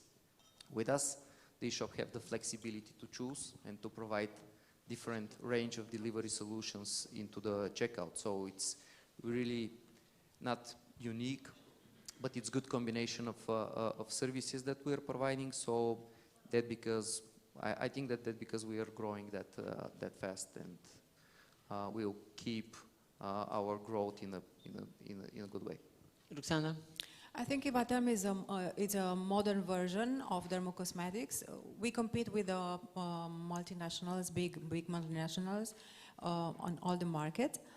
For sure, efficiency, thermal water, the originality of the thermal water with this mineralization is very effective. So I think because young customers do not want to use what their mothers are using anymore. So they are looking for sustainable brand, transparent brands, efficiency, safety. And I think we are in a good place also because customers are more and more looking for effective and safe products. Pierre-Antoine, the competition with the multinational? Yeah, it's about legacy. I think we don't have the same legacy than those multinational. So for us, it's easier to offer a better service to our client. And this is the first thing. And second thing is probably our culture, entrepreneurship spirit, that probably is not the same with big multinational. So because we have the right culture to offer a good service to our client, we can do better than those big multinational. Okay. The last question. Okay, please. Good morning. Thank you very much for everything, for being here and for the information. I'm Alex, franchise manager from Velocita. My question would be a bit more general in terms of expansion. When you expand internationally, how do you keep the same standards in terms of product quality, delivery, and service? As well, how do you effectively control the whole scaling process in a foreign country? Thank you. Lucian. For us, it's through the systems, through the IT system, because what we have designed, it's, let's say, procedure and regulation by architecture. You can do it, everything, with only one way. You cannot do it in multiple way. And this is how we control the flows, the operational flows, and also through the remuneration system. We have a gamification remuneration system across all the same day network, couriers, warehouse worker, everything. So these are the 2 key things that help us. Lucia. Regarding the products, we sell the same product, and I think this is the differentiation between our businesses, because you are in food business and I think it's very hard to replicate the recipe, but it's not our case. Otherwise, as Ruxandra said, it's very important to have the local systems very well established so that you can replicate and that you can use those systems in other countries. So a cross-functional team is very important in our case, that it's shared in the company. Akos? In our case, we took time to map the sales process, the service delivery process, the support process, to see how we create value to our customers. And we try to improve and have iterations on how we can make it more simple and fast, and what are the steps of the process that take the most time and effort. So how can we create a template? How can we automate that? And once we've done a recent iteration at the end of last year, we deploy those processes internationally. So it's constant iterations of process improvement, but it has to be formalized and it has to be written so you can identify these points for improvement where you can cut the most. Okay, thank you. Sven Rozar. E-Shipments is doing e-commerce deliveries for already more than 10 years, so we have a really clear operational and IT model. And activating new geographies, new warehouses, they are working with the same technology, so what we already built, and they are following the same operational model. So using the same technology, it's pretty much zero flexibility about operations, because based on the software we have full control of the operations, and there is a single problem with us. Our network is based on so many different last mile partners, so they're in each and every country we have different last mile solutions. They have their own delivery approach, they have different networks, they have different pricing. But in the end of the day, they are fully integrated with us. So again, based on the technology, we are trying to provide, unified delivery solution for our clients, and pricing also. So it can be really easy to understand the pricing, the operational, and the IT part. And no matter the geography, no matter the country, all our clients, they are fully integrated with the same IT solution. So it's pretty much easy from our perspective to have this control and to follow the same operational and IT model. Sandra, how can you keep the same quality? The same quality. Well, we sell the same product, so it's the same quality. But we choose the partners and the distributors very carefully. We only sell if they are fascinated about the brand, if they want to build a brand together with us. And then we call them every day, we control them every day. We need to know the target sales, the point of sale, number of point of sales. Then we train the sales force, then we do conferences, so we are very So it's a nightmare. Well, yeah. if you want, but no, I like it, I adore it.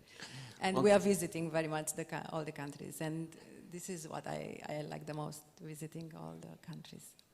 Pierre Anton? Yeah, but not the same actually. It's like me too. I like to visit the country. I like to visit our offices, and actually in the past 6 years we opened 10 new countries, and to do that we need to be very strict on the format of opening new countries, and to have a playbook with how to do it. And so because we made some mistake at the beginning, but now we know that when we follow this playbook, it's working well, and it's what we do. And about quality and things like this, obviously it's the same product. On some of the functions that are linked to risk or compliance, for example, in our case, are also centralized. So they are in the countries, but also with a strong support of the headquarters. So on this, how we be sure to have the same product and offering everywhere. Okay, thank you all of you for your question, and let's applaud them. And Johan, it's your turn. Thank you.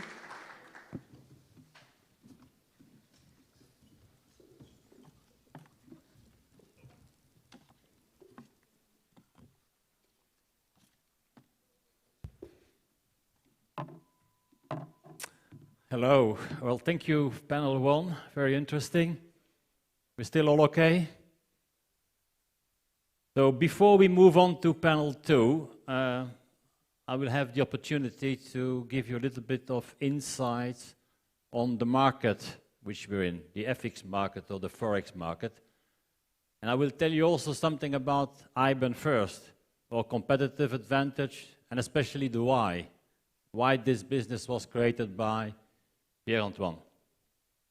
Here we go. I hope by the end of the session you will understand why I call it the currency of care, even if we are working in a commodity market. Now, so I'm not a technician, so here it goes wrong.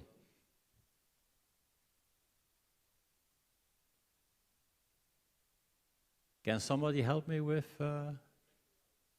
Press harder, okay.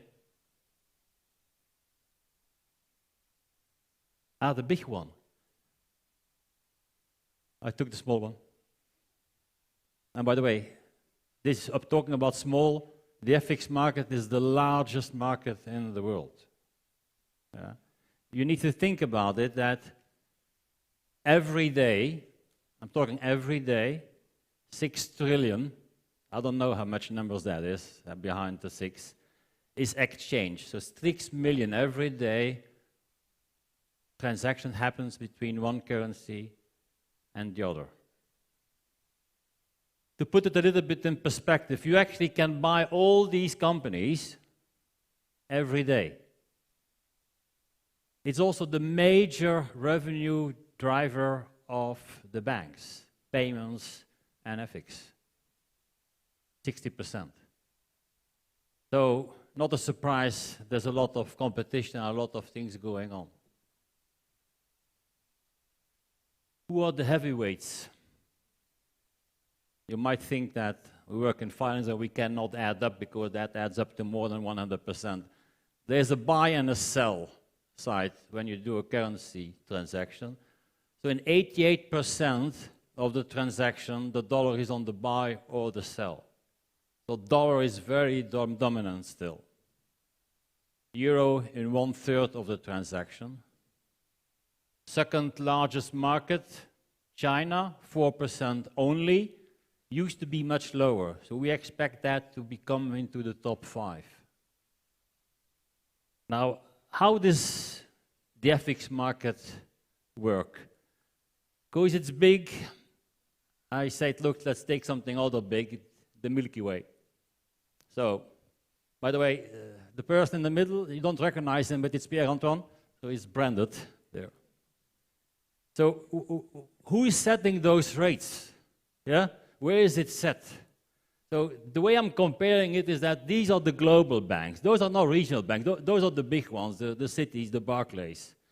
And it's actually what they transact between each other, the interbank, that is the closest to the real exchange rate. Now, the thing is that the further you go away, the more you're going to pay for your transaction. Yeah? You have the multinationals there, the Apples of this world, the regional banks, the corporate, the SMEs. And here, for instance, I'm in Ottopen when I'm exchanging my later on. The prices are actually increasing further you go, also the cost of your payment. So the idea behind IBAN first is to say, look, let's create some volume, that we have the interest of the interbank, of the global banks to give us the liquidity. And we will offer the same prices that only can be attributed to the multinationals with their treasury departments and their volumes, to actually the people who really need it, the SMEs when you start up a business, which is the corporate and the SME business. So when Pierre-Antoine was working for Saxa, he saw that margins are very tight when you do an FX transaction, but then when you make it deliverable, when you do a payment, and you end up with the SMEs, it's actually very expensive. So we have the volume now, so we're part of the inner circle. We're developing products like the treasurers are developing in the global banks and the multinationals, and we're actually offering it to the corporates and the SMEs. And we do that with real people in the market. It's a kind of an outsourced treasury department you will have if you work with us.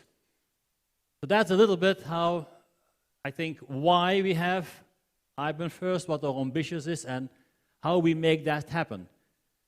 Why we can do it cheaper is obviously, we talk about legacy issues, but yeah, we don't have large headquarters and large branches. Yeah, Romania, we have about 10, 15 people, 5 people in Bulgaria, so we don't have a large cost structure, and therefore we can give probably more competitive prices and definitely services than our friendly banks. This is where we currently are with IBAN First. So 13 offices, 10 countries, and so for over the last year and a half, we are present in this region. One thing which is actually very specific, I thought about this morning, it's actually quite unique. I don't think there are 3 countries, neighboring countries, who actually have a different currency regime. There actually are 3 currency regimes. If you go to Romania, the lei, this is the euro-lei evolution over the last 10 years. You actually can put a straight line through it. It's what we call managed, it's a managed floating regime. What does that mean? Is that the national bank, time to time, is interfering to limit the volatility. Yeah? You really can go like almost every year there's been a devaluation of about 1.5%. So it's managed. Even during Corona, hardly any volatility. Yeah? Very similar region, crossing the borders. Here you have Hungary, a free-floating regime. Most of the currencies are free-floating. Yeah? Much more volatility during the Corona wave. Again, a 39% devaluation over the last 10 years, almost double versus Romania. What do you think about Bulgaria? It's not that nothing is happening in Bulgaria. Yeah? This is about currencies. It's actually pegged to the euro. So you keep the same rate. It's almost like you have the euro from a currency perspective. Again, no volatility. And I really think it's the only 3 countries that have 3 different currency regimes. But obviously you need to take care about that when you do business. You see the volatility. One thing you've seen, 88% dollar, 1/3 euro, or those must be quite stable. Wrong. Dollar is probably one of the most volatile currencies. I used to work in the US. I moved there in 2000. I signed a contract. I thought I was rich. Then I came back 2 years later to the UK, and I had to renegotiate because at that time the dollar was worth more than the euro, and then I came back and it went to 156. Those big gaps are happening.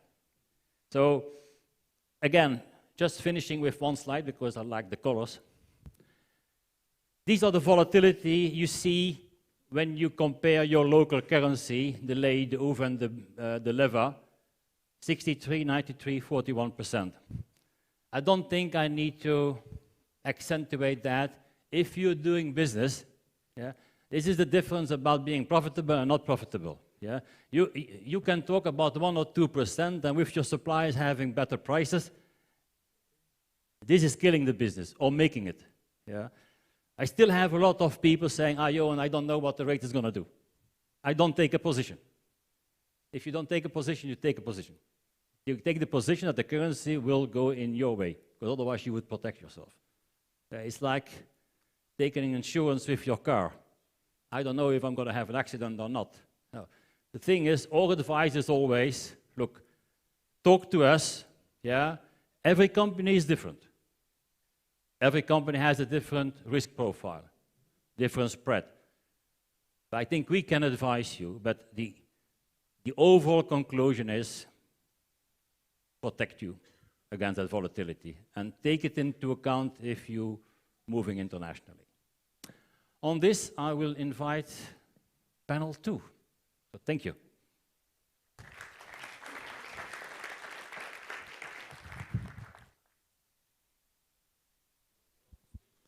Thank you very much. We go to panel 2. The moderator will be Ivailo Ivanov from the founder, Institute Eastern Europe. Hello, and present Hi, your guest. Okay, Hi, let's everyone. applaud him. Let's applaud. Thank you, guys. Thank you for having me here. Thanks to the organizers, to the sponsors, and big thank you for all of you for being here with us today. Okay, and I'm Ivailo Ivanov. I'm Director of Founder Institute for Eastern Europe. I help founders with ideas become fundable startup structures eventually. Today in the first panel we heard what the companies have to say, what the startups think about the world today, and now it is turn for the investors to say their word. Now we're going to be talking about raising capital, and please welcome on the stage my friends today, Elvin, Claudio, Ivailo, Julia, and Shandor, and Rudolf. Guys, please join me on the stage. Come on, louder. Let's do this noise here.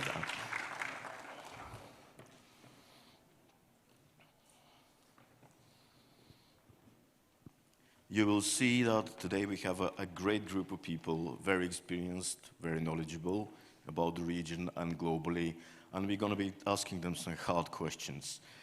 Prepare your questions later on. I'm going to be asking you in the Q&A session. So, okay, let's start with a little bit of intros. Guys, I'm going to start from left to right. So please say a couple of words about yourself, about your organization. Elvin, let's start with you, please. Take one. Thank you, and I thank the organizers, and especially Mirela for having me here. Our fund Invenio has been in business for the past 10 years, initially focusing on Bulgaria, but increasingly looking regionally. Both our partners' expertise, background, and work so far has been in industry. We see ourselves as managers that simply have money to invest. As beneficiaries of European Investment Fund programs, as I suspect most of the funds on this panel, we are committed to helping companies to compete better in the regional and in the world stage.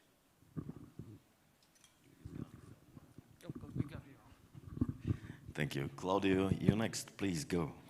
Hello everyone. Thank you for having us here. Usually I don't speak about the fund, but I'll just say I tend to speak almost always about the companies in which we invest, because the entrepreneurs are doing all the hard work. In simple terms, we are sort of a large private equity type of fund. We don't invest equity, we invest quasi-equity. Fund 4 was 264 million. Fund 5, which is currently live, from which we're investing, it's 350. Very large. We're absolutely desperate in bringing this money putting this money to work in Central and Eastern Europe, and especially in Romania. In simple terms, fundamentally, we take this capital outside of the region, outside of Central and Eastern Europe, and we are trying to help entrepreneurs grow and expand outside of the region, which I think is the subject of this conference. Ivailo, please go next. Thank you. My name is Ivailo Gospodinov, and I would like to also thank the organizers for inviting me. It's an honor to sit on this panel with all of the esteemed guests here. I'm one of the founding partners of Black Pig Capital, and this is a fund that was established back in 2014, regionally only with the focus to invest growth equity in Bulgaria. But now with the second fund, we also embrace the regional initiatives, because what we see more and more is that it actually makes much more sense to, to invest in the entire Southeast Europe region. Because if you look at it just by some pure numbers, I mean, all of the countries here excluding, I mean, we are investing in Bulgaria, Romania, Serbia, Slovenia, and Croatia. All these 5 countries, they have a GDP which is, close to $500 billion, and the available growth equity is probably less than 500 million. So there is a lot of space for investments. There is a lot of companies that need support. We'd like to support them with equity, but not only. We're hands-on investors. We help companies with their regional expansion and even global expansion strategies, not only organically, but also inorganically, something that perhaps we can talk about a bit later. And yeah, we help them to excel in what they do best, I guess. All right, thank you. Julia, please tell us a few words about yourself and your organization. Okay, is that working, guys? Thank you. Thank you. Hi, I'm Julia Shohaira, and I'm the founding partner of Vespucci Partners. We're based out of Budapest, Hungary. Our first fund was focused more on Hungary. Our new fund, our second fund, is focused on the Central Eastern European region. And as it comes from our name, from Vespucci, after Amerigo Vespucci, our thesis is to invest into great tech and deep tech companies out of the Central Eastern European region and help them grow towards large international markets, mostly the US market. We invest at seed stage, so quite early on, and we help these companies grow towards their Series A, Series Bs as they go towards the international markets. Thank you. Shandor, over to you, please. Good morning, everyone. I'm from DBH Group. DBH Group was set up in the Netherlands in 1994. I was the founder of the company, and we actually started to support Dutch companies to move to Eastern Europe. And we have them with services, we have them with commercial properties, and we also have them with venture capital. And that's what DBH is doing actually almost 30 years now. I'm here as a venture capital arm of the company. We have a fund in Hungary. We are investing also, like Julia, in early stage companies, mainly in ICT and healthcare. Our first fund is just closing, and we are actually selling our portfolio companies.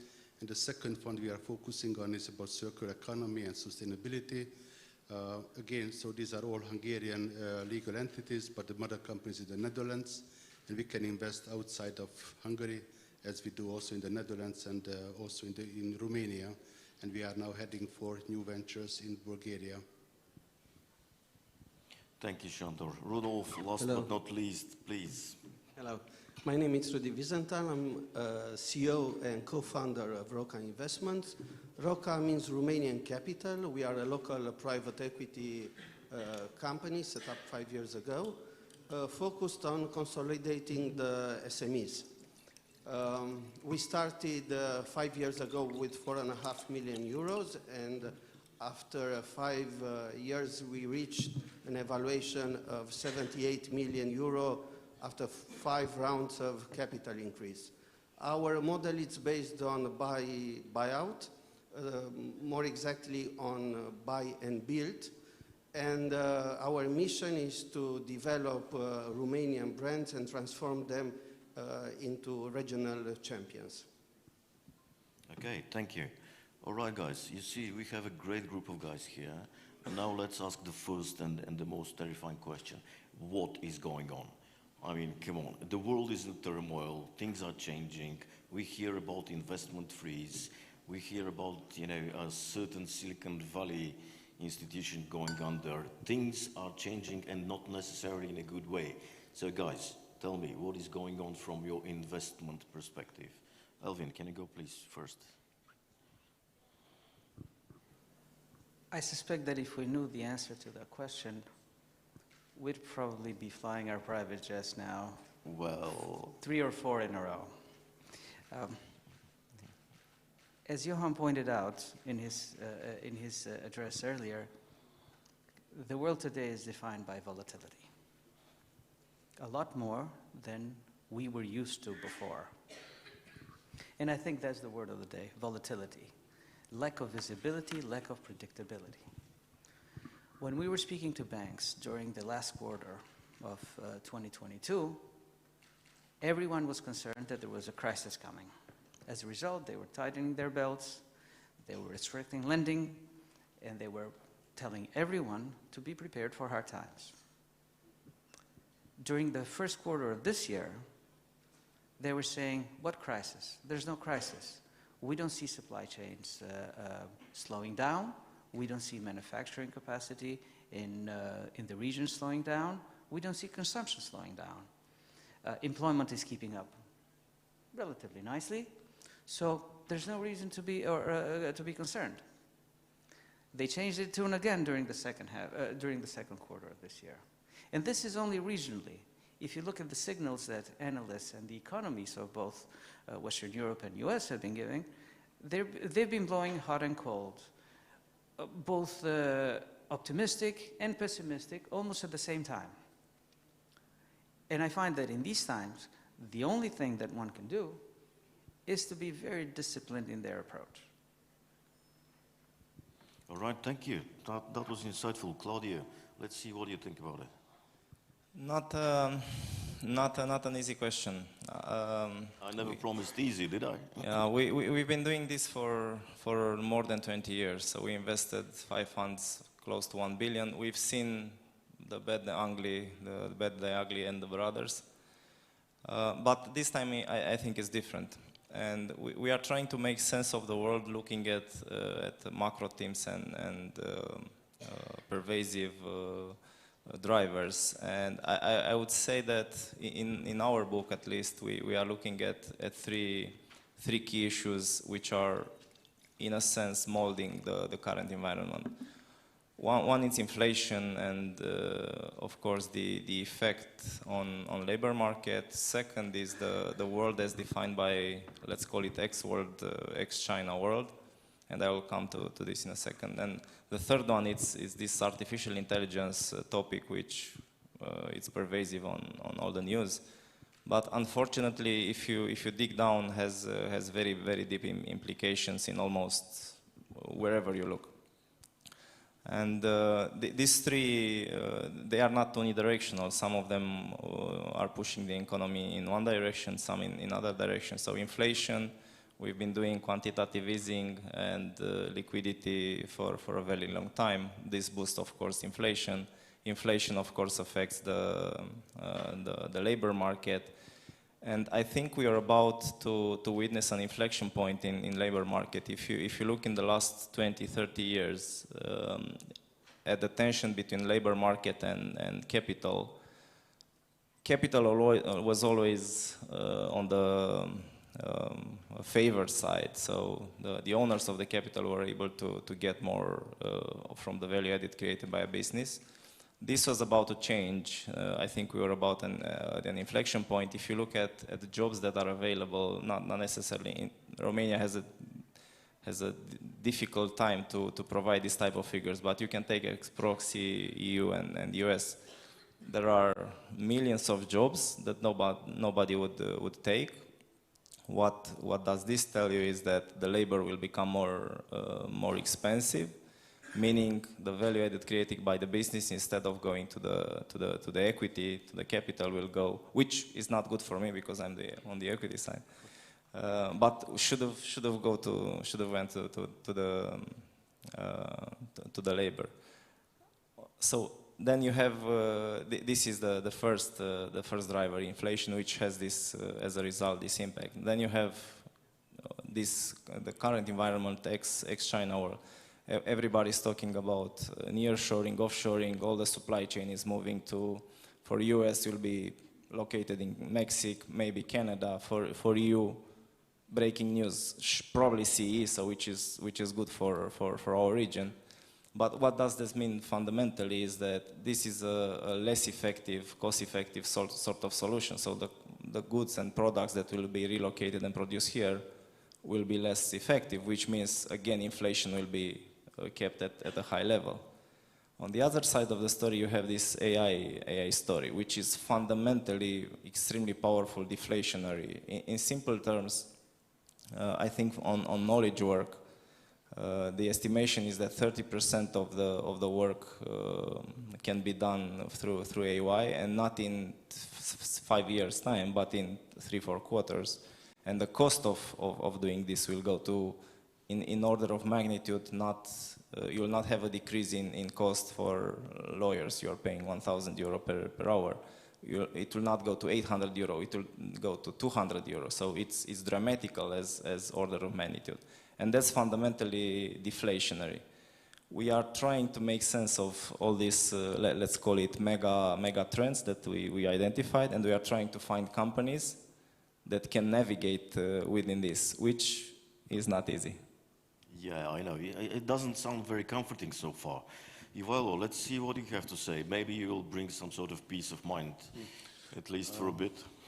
Yeah, well, on this particular question, I think we can really expand for hours and hours to discuss it. But now I was really thinking, listening to the colleagues. We are constant. What's really going on? It's crisis over crisis over crisis, and all of a sudden, without even understanding, management is really crisis managing. This is what we're doing. Economic cycles somewhat have really shortened over the last decades, and you never know what is coming tomorrow. You have the pandemic, then you have the volatility of markets, then all of a sudden there is inflation coming, and then there is this large geopolitical problem. So people need to be flexible, but what we end up seeing is that companies are looking within their organizations more and more just to see and to find out, going to their own roots and to see how they can become, better inside out. Because apparently, modern managers, they just need to take care and to understand so many, points within the economy, the market, the competition, the talent pool. There's so many things that you need to decide on a daily basis, but you can only do that if you're capable of managing your own internal process, and this is where you, especially in crisis management, you need to tap in and to understand how to make this organization work in a more efficient way. Because then you will be much more resilient to another crisis which is around the corner, and you'll probably be able to translate your internal success story to the market and make it out there, because it's a tough condition and it's tough for everybody on this market, and probably this is something that everybody needs to take a note on. Yeah. Okay, doesn't make it more comfortable again. The crisis around the corner. Let's try to get ready for it, and then we'll see how it goes for everybody. Okay, Julia, please share something with us that is positive. I need it positive. Okay, let's turn it positive. Tell it as it is. Adding on to everyone else before me, yes, we're definitely in a crisis. We see rising interest rates, which results in capital markets drying up. So there's definitely less capital when we look at the whole supply chain of capital all the way down to startups. So less capital, less institutions, less limited partners investing into VC, less investing into emerging managers and emerging markets, staying more with the established managers, mostly in the US market. So as a result, we have less capital at venture funds that can invest into startups. And everyone's holding off on capital a little bit more and waiting out to see what's going to happen. Definitely in the growth stage of startups, we see that a lot of valuations have been reset. There have been down rounds. That's also an effect of there has been a bubble in terms of valuations beforehand. It has been very high. So in terms of growth stage investors, they have seen a lot of down rounds. What's lucky about the Central Eastern European region, though, is that most of the investors here focus on early stages, and the valuations haven't been so high historically here. So as a result, there haven't been so many down rounds, and we can still see some good investments growing. Just for example, in our fund as well, when we see companies growing from here towards the international markets, they can be much more competitive in this current market. So on the positive side, there's definitely potential in this current market. And also on the investment side, we see that, as it's been previously mentioned in the previous panel as well, that investors are going to have to invest. So a lot of the funds are out there. They do have capital. They do have their investment period still active. They're just waiting off to see what's going to happen in the market. So I think by the end of the year, we're definitely going to see some more action. Okay, good, interesting again. Shandor, over to you. Let's hear your story, your view. Let me focus on our portfolio companies, just giving some insight experience. So on the VC side, as Julia said, there's money enough on the market, but where are we actually allocating our money? So what we did in last years, basically constantly making follow-on investments because our companies were in need of extra money. Firstly, because in 2020, for some of our companies, markets simply disappeared and we had to actually finance operations. Very simply, we had to fund the companies just to be able to pay salaries at the end of the month. Then the same company last year, they were screaming for capital because of too many orders are coming in at once, but then banks were not financing anymore. So it's pretty difficult to cope with all these difficulties, that we can call challenges, but I rather call it difficulties. Banks are not really partners for these companies anymore. They are really pushing very hard the brakes and not giving financing. So you have to have a very strong VC fund behind you or private equity, whatever, to cope with all these marketing challenges. That's what we are actually fighting for many of our portfolio companies. Then what we also see as VC fund in these companies is that the growth is very much blocked because they cannot find the people. In the other panel, some of the people mentioned that it's almost impossible to find engineers, or if you find one, then you cannot pay them because big multinationals are paying so much that local companies are not able to cope. So this is also an obstacle of growing a company. And of course, it's also what you said, inflation. You have to raise salaries in a company, and very many companies are not able to raise the salaries as much as we wish to have, because everybody knows that these countries are very much hit by inflation, and it's really a big trouble. Bank financing, as I said, it's gone, but if you have, then it's very expensive. So a lot of issues to solve, and yeah, as everybody said, in VC funds there is money enough, but they just simply also put very hard on the brake, and they are not financing that much anymore. I think VC has reached a peak in 2021 or so, but since then it's decreasing very much visible. So if you ask me, I think the biggest challenge for us is keeping healthy portfolio, so we can focus on our future fund, but keeping a healthy portfolio is very much of a struggle. Okay, I understand. Rudolf, finally, what is going on according to you? There are a lot of things in the market not going quite well. We are assisted a complete reversal of the condition that we had until 2 years ago. We had the longest period, the boom period, 14 years, a lot of money in the market, very low inflation rate. Everybody was investing without any fear. The only fear we had until 2 years ago was the fear of missing out, of missing a deal, a missing of opportunity. When this long period of easy money comes to an abrupt end, a lot of stress and panic can erupt immediately. This is what is happening now. Investors are more risk adverse and they are looking for higher return until now.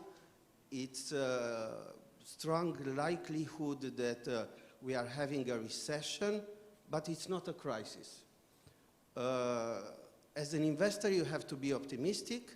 You have to deal with fear, and investing, solving this part is part of value investing.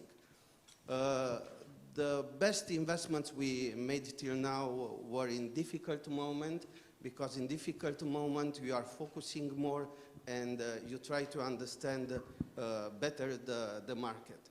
Also, as an investor, you are not thinking for short-term. Short-term events and short-term results are not very important because your goal is a long-term one. So I think we have to accept this period more as normal one, because I consider that the long period of cheap money was something exceptional. So I think we are now going into more normal event. It's not something that we couldn't predict or anticipate. It's the life of economic cycle. Yeah, okay, thank you. Okay, guys, as you can hear, those are difficult times. And let's see how the investors react in this context, how they work, what they're looking for, what kind of opportunities do you guys see in the region, how do you operate, what kind of companies you're looking for, what kind of structures, what kind of verticals, what is your ticket, what is your stage, and everything like that. So, in general, how do you operate in these uncertain times? Rudolf, we can start with you this time, please. I can talk about this very, very long. So, last year we increased our capital 20 million euros. We are an evergreen private equity. We don't have a life term because our purpose is to go public in 2025. We are focusing on mature companies with entrepreneurs close to their pension age. This succession product that we understood it's a real necessity in the market is something that you can bring a lot of value on. We put ourselves a lot of questions, how are we bringing value to our investments? And we found a solution of creating holdings, specialized holding, under our private equity company, holding specialized in field of activity, which we are considering strategic. For Romania, we consider that agriculture, food and agriculture, is a strategic field of activity, and also the industrial part, especially construction material. In these areas, we developed two holdings where we try to buy and build, putting synergies and strategic actions on these kind of companies. Our ticket is between, let's say, 8 and 25 million euros. We are combining our equity investments with leverage from the bank, so also banks are financing in this period. We have to accept not the same condition and not the same cost, but as I said, we have to look all the time for the long term. We are active players. We are involved in the company's activity, but our way of doing business is putting the right people in the right place and giving him all the support, not try to teach him how to do his activity in the business. Interesting, thank you. Shandor, how do you operate in this context? So our last fund was about, as I said, about ICT and healthcare. And our new fund is going to be on sustainability and circular economy in the range of about 100 million euros. We have one large institutional investor who is committing already about 40 million euros to our new activities. So what we are looking for is about technologies in the region, including Romania, all the other countries surrounding Hungary, who might be actually regional focused or European focused or global focused technologies. But I'm very happy to have already regional focused technologies. And hopefully we will start our first project even in this country in the last quarter of 2023. And just a little bit in a nutshell, this technology is about making from tires, used tires, again, raw materials like oil, make carbon black and steel. And these components will be again used for plastic production. So basically from garbage you create again products. We have a saying that we can make Eastern Europe 100% circular on tire, because our technology, one of our technologies what we are going to invest is able to, with some factories in these countries, can make all the tire waste circular and again have raw materials and again have products out of it. So this kind of technologies we are looking for in all these countries, and again hopefully this fund will be in place in a few months' time. So that's our focus for the next 10 years or so. Okay, what was the size of your ticket and the stage of the companies eventually? So the size will be around 100 million, so it's still under discussion. We are heading for 100 million, but maybe at the end it will be 120. And one project will be up to about 20 million euros, okay. And we are going to finance between 10 and 20 million, so it will be not that many projects though. Understood, thank you. Useful, thank you. Julia, you're next. Yeah, so we first started investing in 2019. That's when we set up Vespucci Partners. And our original thesis was to invest into seed stage companies in the Central Eastern European region and look at what the region has to offer and what's its strength. And we definitely see that being technology and the tech talent. So we say that we invest into deep tech startups from the region that actually have a competitive advantage with technology in the large international markets, such as the US as well, and take them straight to the large international market, because one thing that can actually be the strength of this region, which sometimes isn't interpreted as such, is that there are very small markets here, different fragmented small countries. So when you're taking technology to a different market, similar to what Israel has done, you can actually jump straight to large international markets, and that's what we bet on. And actually during these harder times, even last year, this has shown the real strength that it offers, and even with inflation here in the region, it actually was a great thing for a lot of our startups, because once they're developing their technology here and already selling it in the US market, they've actually been way more profitable than their competitors who were just US based. And they were actually able to show to their investors that while other US companies had to cut down on employees and cut down on growth, our companies could keep on growing, and it's much more cost advantageous to be able to develop and keep on developing here in the Central Eastern European region. So this definitely paid out for us, and we're actually seeing great results where our companies are actually having up rounds during these market circumstances, which is a great thing, and actually able to do that with US investors already coming in for their next rounds. We have an exit coming up soon as well. So we're definitely still investing too, and we see that vintage years when there's actually a crisis or a downturn are actually the best ones at the end of the day. So we now see great potential, and great startups have a harder time to get funding. So it's actually a market of investors now, and we get to select even more so which startups we want to invest into.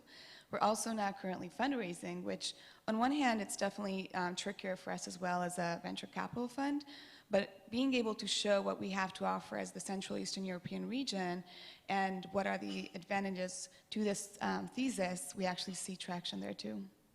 Excellent. And again, your stage of investment and what's your ticket size? Yes, so we're investing at the seed stage, and ticket size is from 1 to 3 million euros, and we're usually the lead investors. Good, thank you. Ivailo, over to you. Let's see how you operate in this. Yeah, probably just a little bit of background and some numbers from Black Pig Capital. So we are running a regional sort of initiative, 5 countries, Bulgaria, Romania, Serbia, Croatia, and Slovenia. These are the countries where we can invest. Our current funding is in its 2nd year, and we have been able to raise 126 million euro, which is dedicated on some rational basis to be invested in these countries.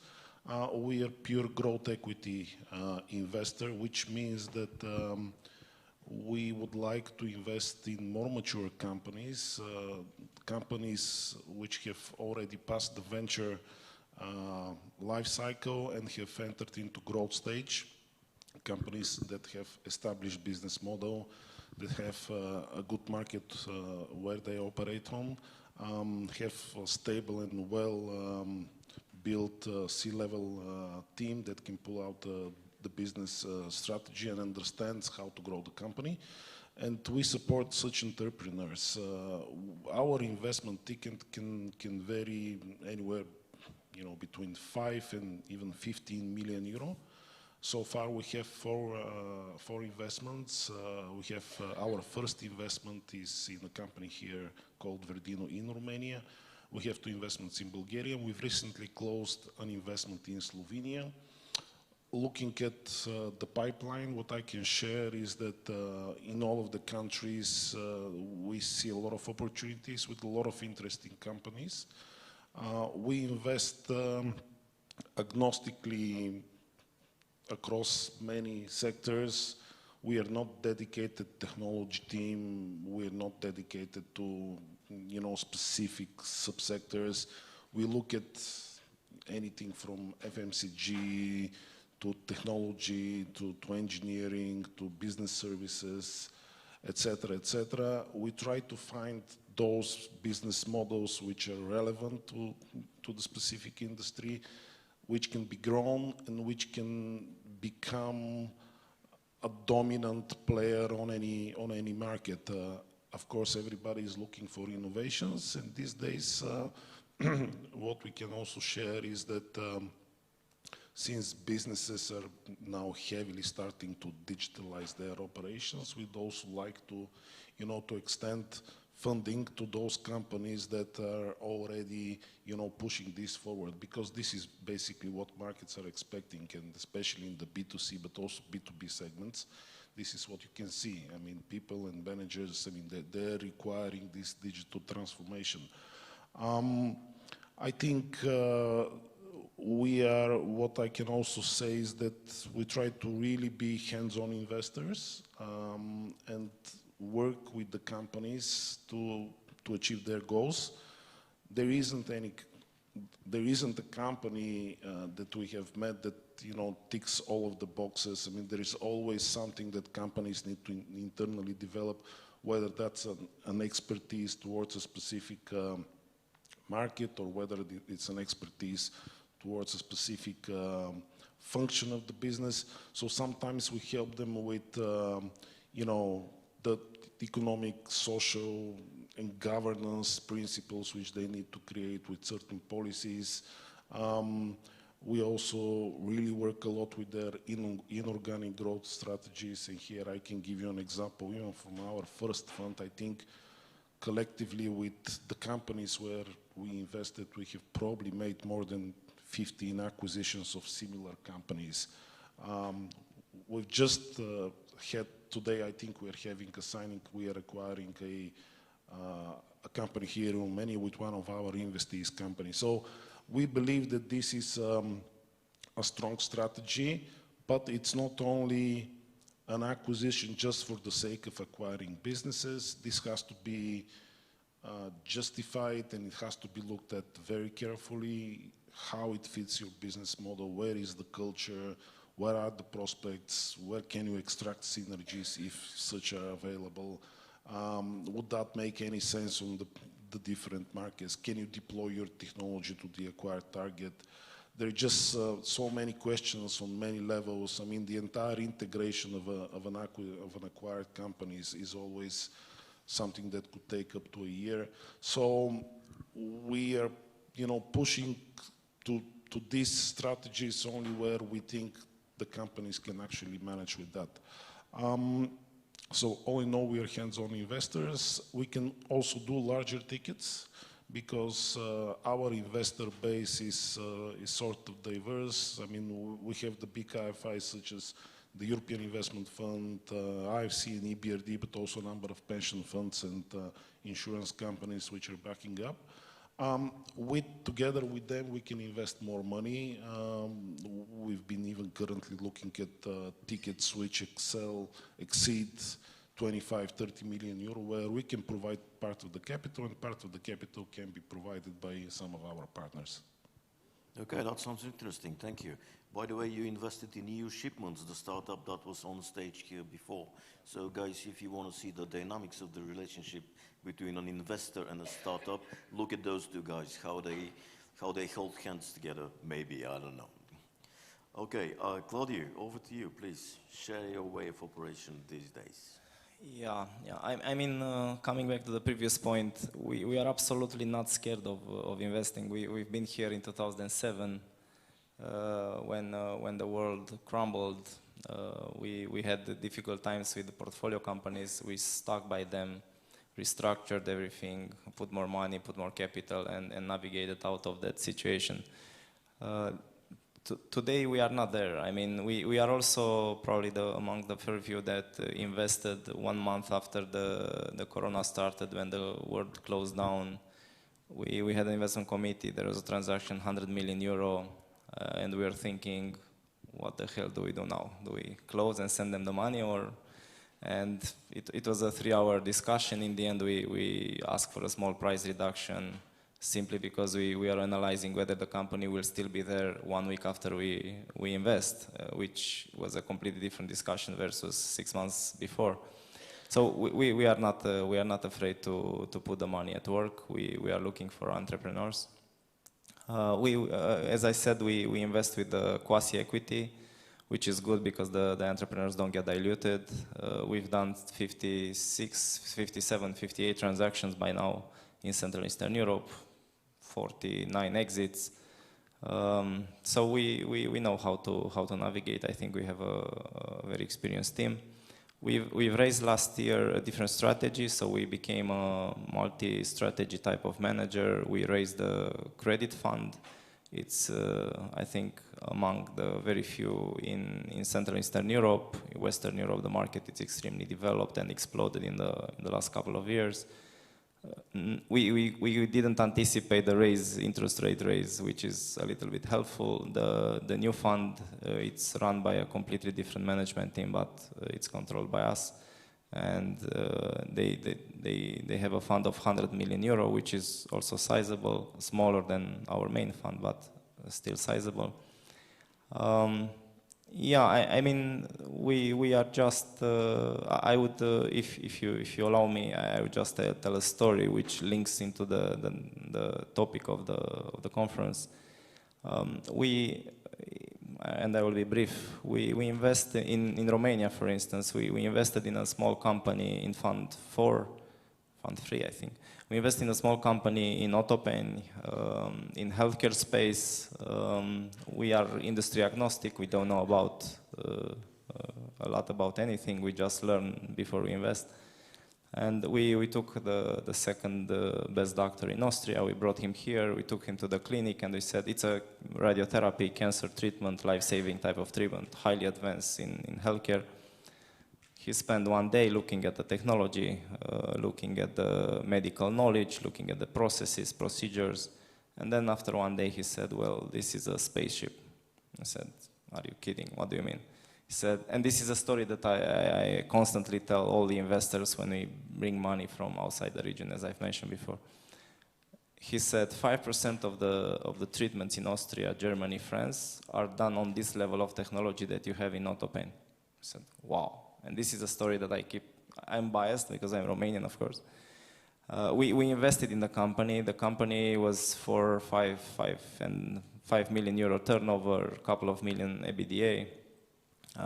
And we gave them 25 million euro to go. The founder said, we want to become the largest player in Europe. I said, well, okay, that's a nice vision. We like the ambition. How do we do that? So we invested 25 million. We exited 4 years later, 4.5 years later actually. And our place was taken by a global fund, New York-based, called TRG. When we invested, the company was 5 million turnover. When we exited, it was close to 50. When we invested, EBITDA to 2 million. When we exited, it was 13.6. And from Otopeni, they opened Cluj. They opened 2 centers in Poland, very, very large greenfields in Romania and Poland. They acquired 4 centers in France. They built a greenfield in Austria, they acquired in Rome, in Italy. So all of a sudden, a small company in Otopeni has become the predominant player in radiotherapy in Europe. Right now, with further funding from the New York-based fund, they are continually to consolidate Western Europe because the opportunity is even greater in Western Europe. So this is what we do in a nutshell. I think this story helps a little bit. Yeah, thank you. That was a great story. Elvin, please share your modus operandi with us. There's a serious disadvantage having to speak last. Everything's been said, right? Everything good has been said. Okay, So, tell us the bad things then. You have no other choice. Let me see if I can say something intelligent and of value here. Rudy mentioned earlier that the best investments are done in tough times.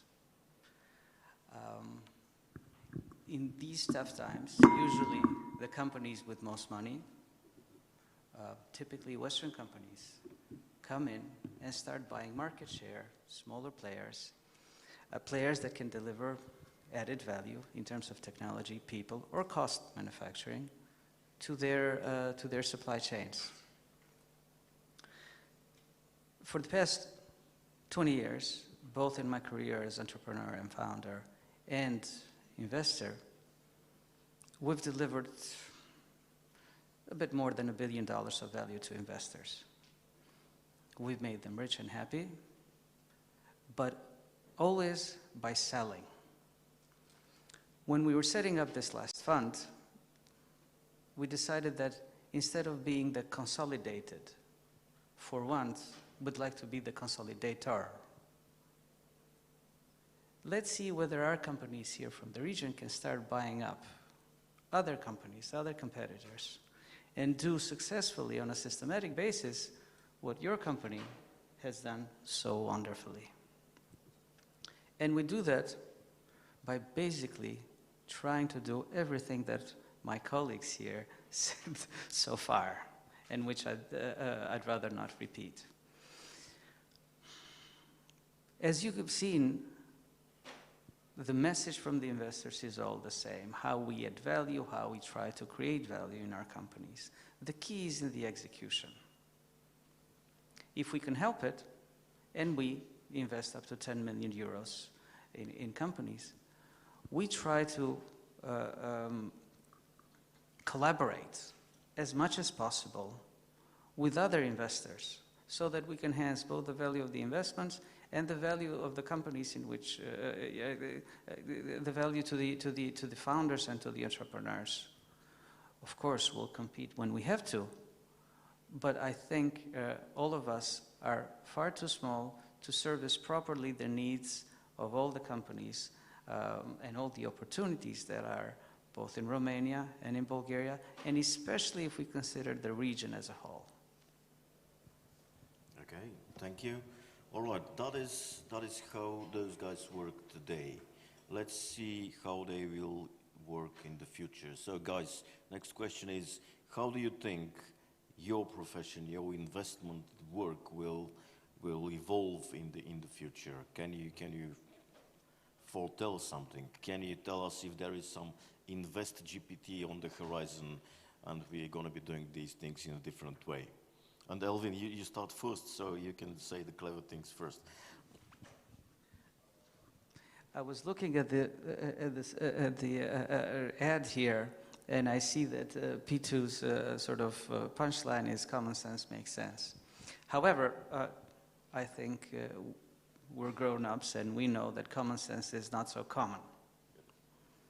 So I don't see any threats to our work if we define our work as communicating better, communicating more, and maintaining relationships with good people. To be honest, I've tried to use in our office ChatGPT to write our investors' letters, and it has worked to a certain extent. You will be able to outsource all sorts of analytical work. What you cannot outsource to any machines is vision. What you cannot outsource is ability to collaborate, ability to communicate that vision properly, and ability to assess risks in a way that offers mitigation, what our friends at IBAN first do. Okay, thank you. Claudia, over to you. Let's see how you see the future. I think as I've mentioned, this AI, it's a mega trend. I don't think we even begin to understand the implications.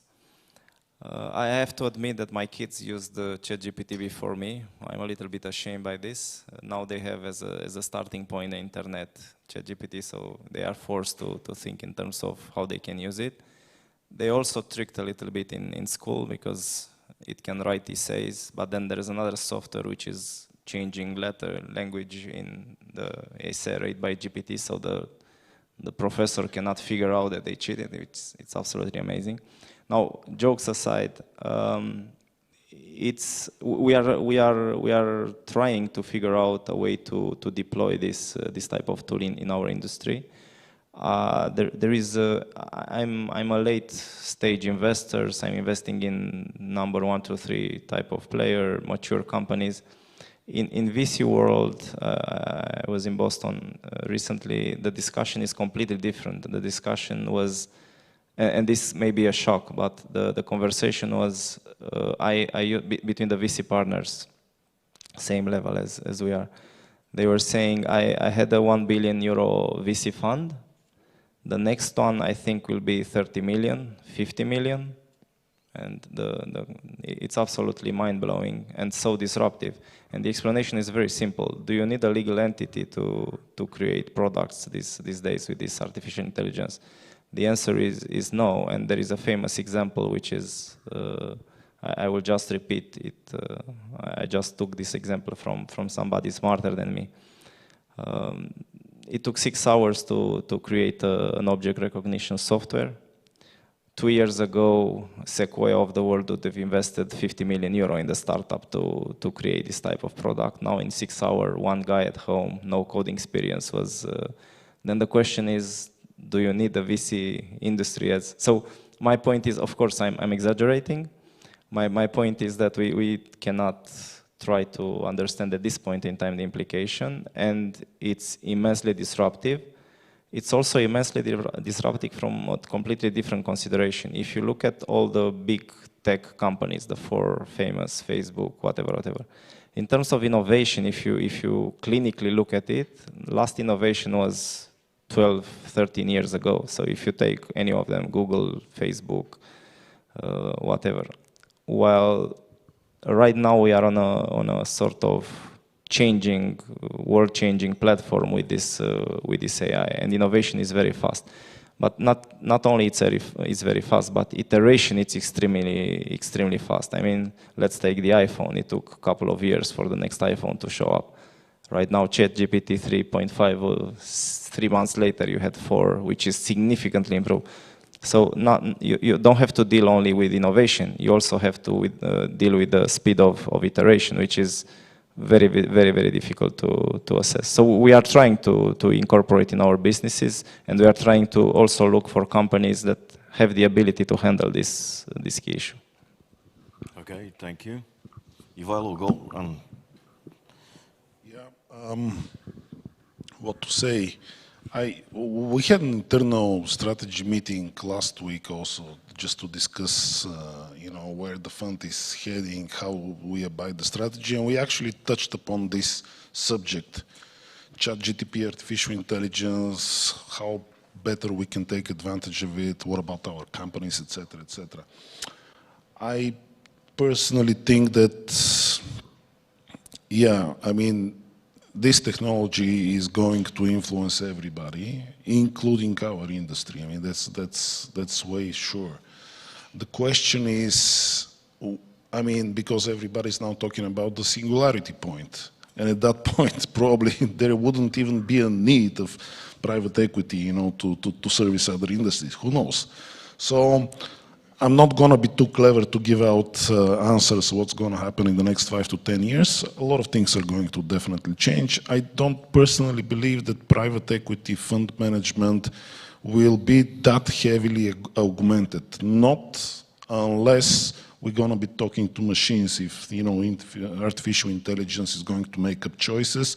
I mean, at that point in time, I think we're all doomed. So we're out of business, so to speak. But I mean, this business model that we have and that we play and that we run is actually relies on human relationship. At the end of the day, this is what we're doing. We're talking to people, we're making decisions, we are convincing one another on how we do things and what's really best for a company. And as long as there is this emotion, I don't think that we will be that much influenced. Okay, so you're not entirely safe, but you're on the safe side a little bit. Julia, please tell the future for us. Yes, so in terms of ChatGPT, definitely what has happened is that artificial intelligence actually became a commodity, and now anyone can build anything onto it, any application. So I think that's very interesting for everyone. On the other hand, I think 10, but even 5 years ago, we all thought that AI will come in and we will have blue-collar jobs that will be actually taken by robots instead. And then we actually thought that one thing that AI will not be able to do is be creative. Now, instead of what we see with ChatGPT and AI now, it's the opposite. There's a lot of creativity in AI. It can actually do a painting instead of us, and we don't even necessarily need artists anymore. So now, instead of blue-collar jobs being the ones taken off the market, it's actually the white-collar jobs and creativity. So we might not need a graphic designer anymore, but we're still going to need people who are building our houses. So I think we're going to see immense change in terms of markets and how it's going to shift. On the other hand, I think in our job as venture capital and private equity, as previously mentioned, we are doing business with people, and it's one thing for us to decide what we see as a potential of the company. But on the other hand, that company is run by people, the founders. So our job is really to determine what do we see in terms of execution, what do we see in terms of those people, and do we want to invest and work together with those people? And as of now, I think AI is not capable to decide that and do it as well as we can. So I think we're still going to be around for a while, but yeah. Okay, great. Shandor, tell the future for us again. I cannot really add too much to the previous opinions. I also believe that it will change our industry. I mean, our target companies will be certainly different than today. But our work as fund managers, basically, I believe that we will do mainly the same thing like we did in last, I've been doing it for 15 years, talking to the founders, trying to find good teams, trying to support their growth. I don't think that our work is going to change a lot. The portfolio companies' technologies will change a lot, and of course we have to select those ones who have got the potential to grow internationally or globally. But I think all of us are pretty much sure that there has to be a very good team in all these companies we are investing in, and the chemistry between the fund managers and the founders. And I think we are going to use the same management skills as we did before, mainly really creating good teams with the colleagues of the fund management company and the portfolio companies. But certainly, yes, this technology is going to change a lot in all industries. Okay, thank you, Rudolf, and over to you. What is the future? For sure, I'm not a future teller. I consider myself closer to a driver, an old school driver, without Waze in this moment, but I still have a map, partly designed by us, and probably a compass. I don't believe in perfect timing or perfect investment, perfect company, perfect wife or husband. I think you have to take a decision and then to deal with it and make out of the best then you can do.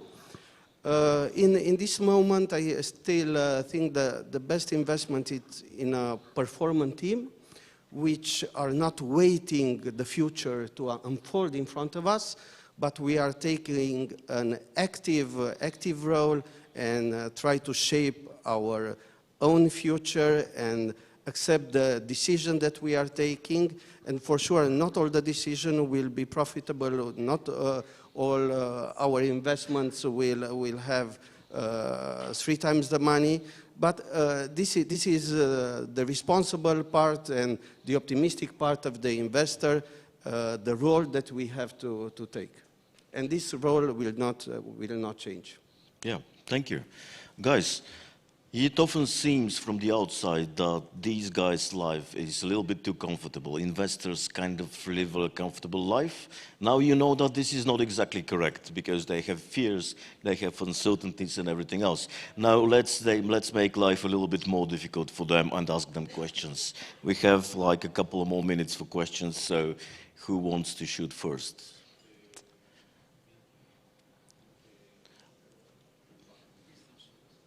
No, okay, please don't shoot, that's the first request.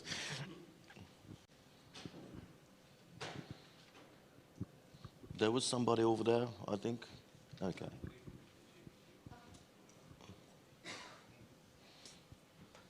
And really, now is the time. Ask them directly the questions, the difficult ones, like, will you give me money?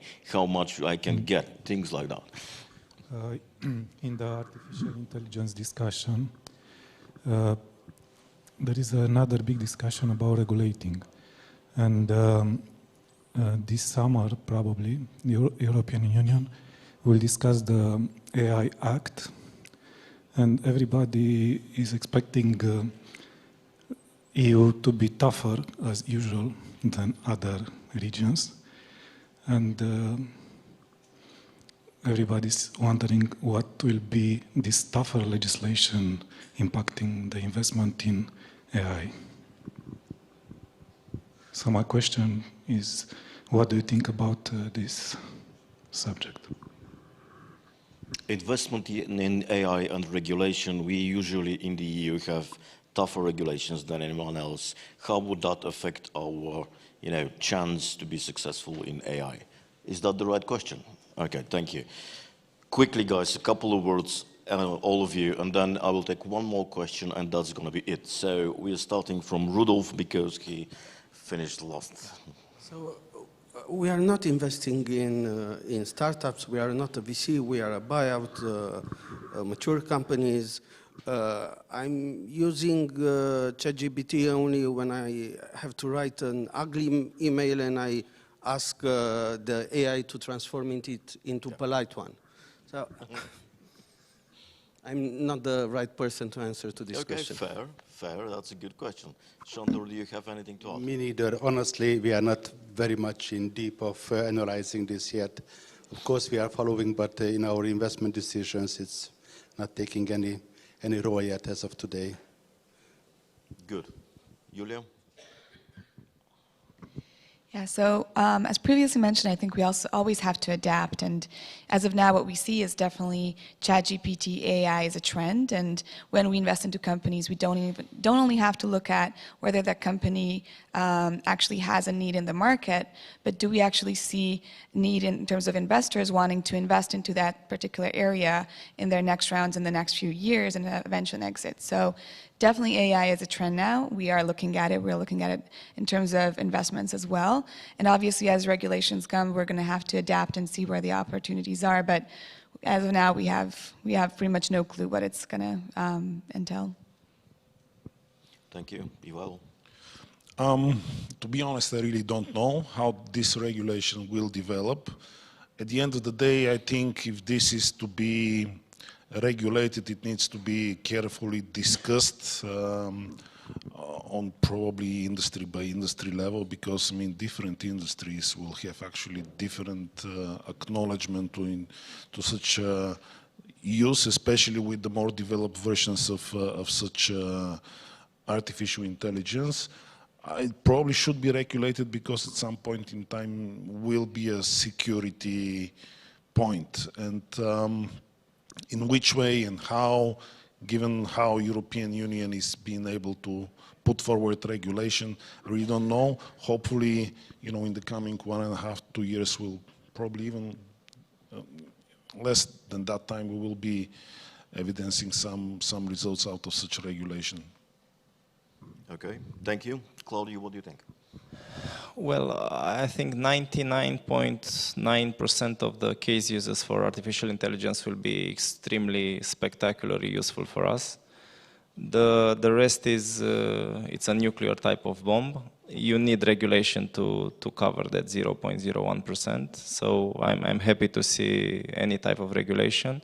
Also, the industry consensus is that while the investments in developing AI were sky high in late years, the investment in managing and understanding the implication was almost zero. So now there will be a wave of investments focused into this direction. So all in all, yes, we absolutely need very strong regulation only because of this very, very small risk, which can have a very, very high impact. Okay, thank you. Elvin? 120 years ago, people were taking advertisements in New York newspapers to warn about the risks of electricity. Humanity has been at this point before. There's this new technology that promises that it will change the world and it will change how humanity lives. I think we're living in a bit of a fashionable moment now for AI, where everyone feels compelled that they need to contemplate all the potential uses of the AI and regulate them. Now, seeing how the EU works, I suspect that by the time that they're ready with the regulation, parts of it will already be outdated. Perhaps they should use ChatGPT to write the regulation. Now, having said that, and jokes apart, there are clearly AI applications that we can use today in the way that we do business. Our healthcare practice, for instance, will start using increasingly AI in order to streamline the work that it does to deliver quality healthcare to patients, both at home and in the primary care centers that we operate. If we can do that consistently well, then we decrease the costs to the patients, we increase access to quality healthcare, and at the same time, we end up doing a good business. Thank you. Okay, everyone, our time is up. We can keep doing this all day. I know it's interesting, but unfortunately we have to end and give chance to the next very interesting panel. So I would like to thank all of the panelists here. Thank you, guys. And they will be with us in the audience. Do find them, do grab them for drinks and ask them questions directly. And now it's time for our next panel.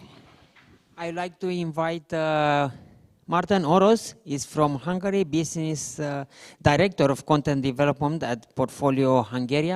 Hungary's portfolio is something like Ziar Financiar in Hungary. Martin, please welcome and ask your guests to come here.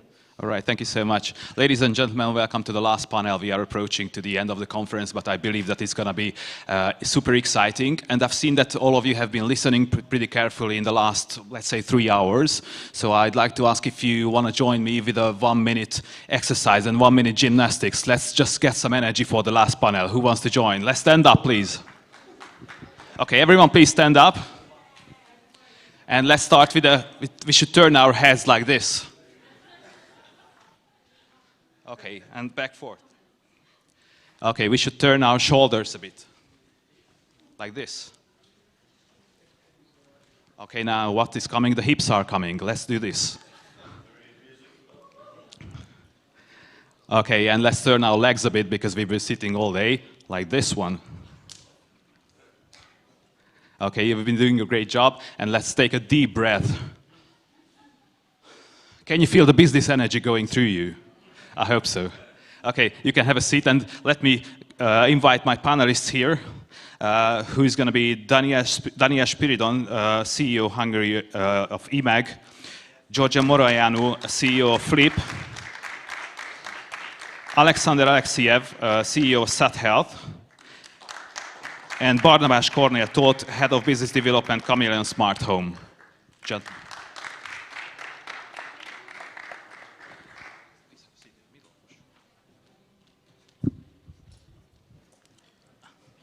And I was thinking that we should do not a traditional or conventional panel speaking, but we should do something like a therapy session, like a group therapy. Like I should call it the Anonym Businessman Club. What do you think about that? And I'd like to ask you first, because we need some introduction from you. And I'd like to ask you to introduce yourself, but not in a regular way. But let's say that please introduce yourself. What is your job at your company? Please introduce your company in a few sentences. And please tell me what is the biggest challenge of the expansion in Central and Eastern European region for your company.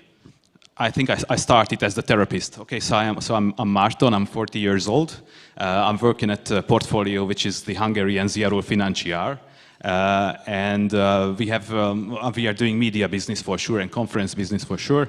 And our biggest challenge that we cannot find business journalists who would write and speak English so well that we could write English business articles in the region. So I think it's a hard topic, even if we have artificial intelligence and good translators, but it's far from being a journalist. So it is a pretty hard topic. This is why you should read here in Romania Zero Financiar, and when you come to Hungary you should read Portfolio. And so this is my story. Please, Daniel. Hello, everyone. Thank you, Márton. Thank you for the invitation. Great event so far. Yeah, my name is Daniel. I am CEO of EMAG Hungary. I'm also responsible for other international operations of EMAG, so also heavily involved in Bulgaria as well. EMAG is the largest e-commerce ecosystem in the region.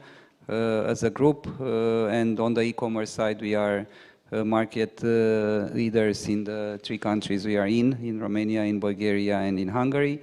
The biggest challenge that we have at the moment is how we continue to grow in the current context without making now decisions that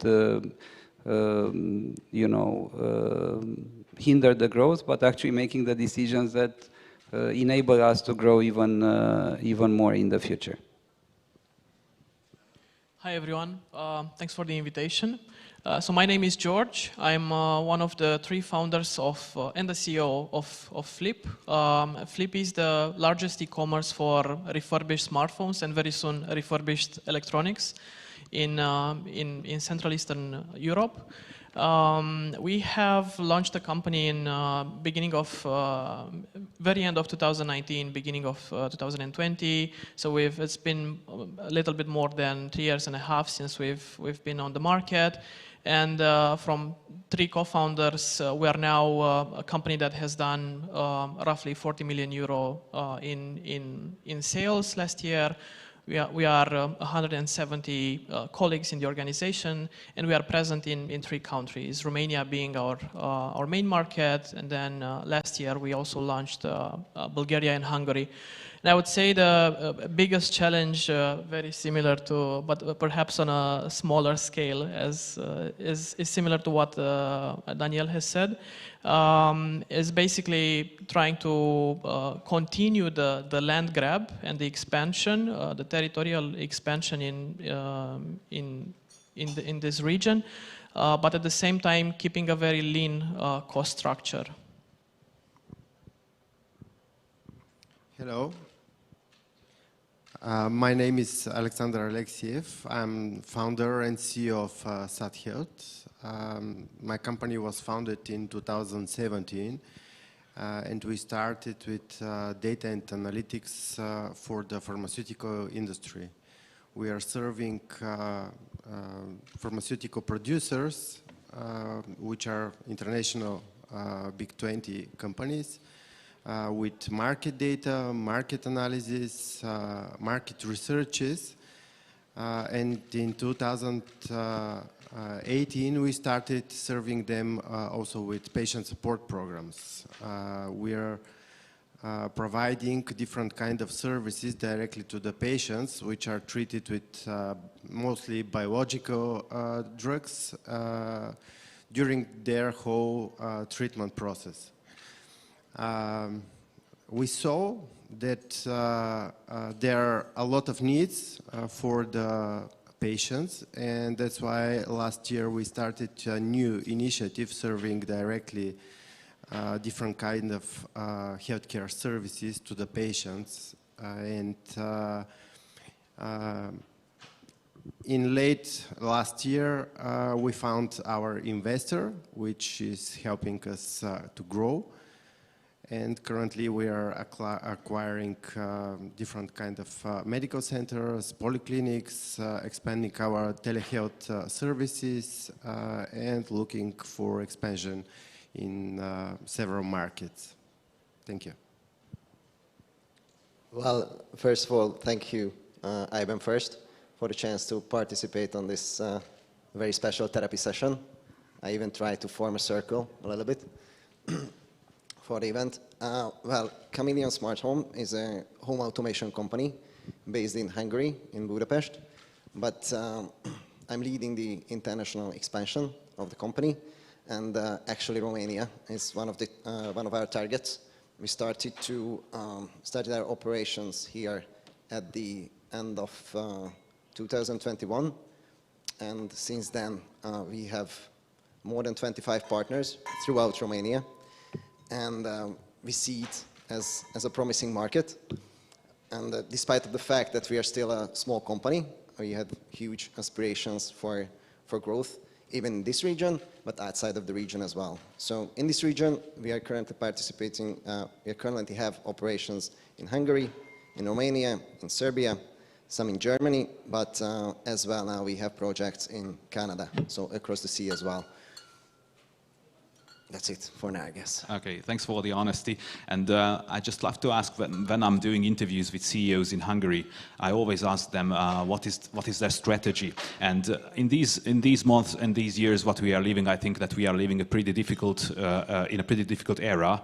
I say two things: there's a war in our neighborhood, and there's such a huge inflation in whole Europe. And I'm always asking, what is their strategy? Are they trying to survive nowadays, or are they trying to build a long-term strategy? And if they are trying to build a long-term strategy, how is it possible to build a long-term strategy in 2023? Luckily, for example, we have in Hungary we have the highest inflation in the EU, which is over 20% now, and I think we are so lucky with it. So, but we can see that consumption is going lower and lower, and for sure I must not talk about the war which is in our neighborhood. So what is the strategy nowadays? A long-term strategy, like a developing strategy, or a short-term survival? Barnabas, which please?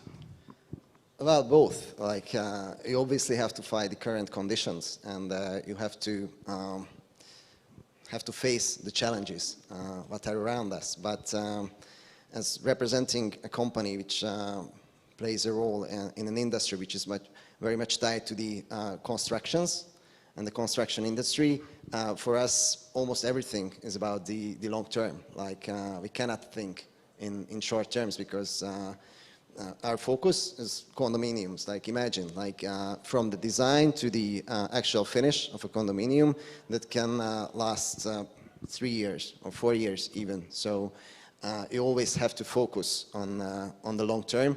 And in the meantime, of course, when there are challenges, there is war in next door, there is like insanely huge inflation, which obviously, like we heard from many of the other panelists before, very much affects the salaries as well, which is, I think, the most crucial part, because we are working in technology, and we need a lot of engineers, we need program developers, and in their case, the growth of the salaries, especially in this area or in this corner of the world, is a rapid growth. So that's the hardest and biggest challenge, I guess, to keep the talent around us, because that's the key to grow.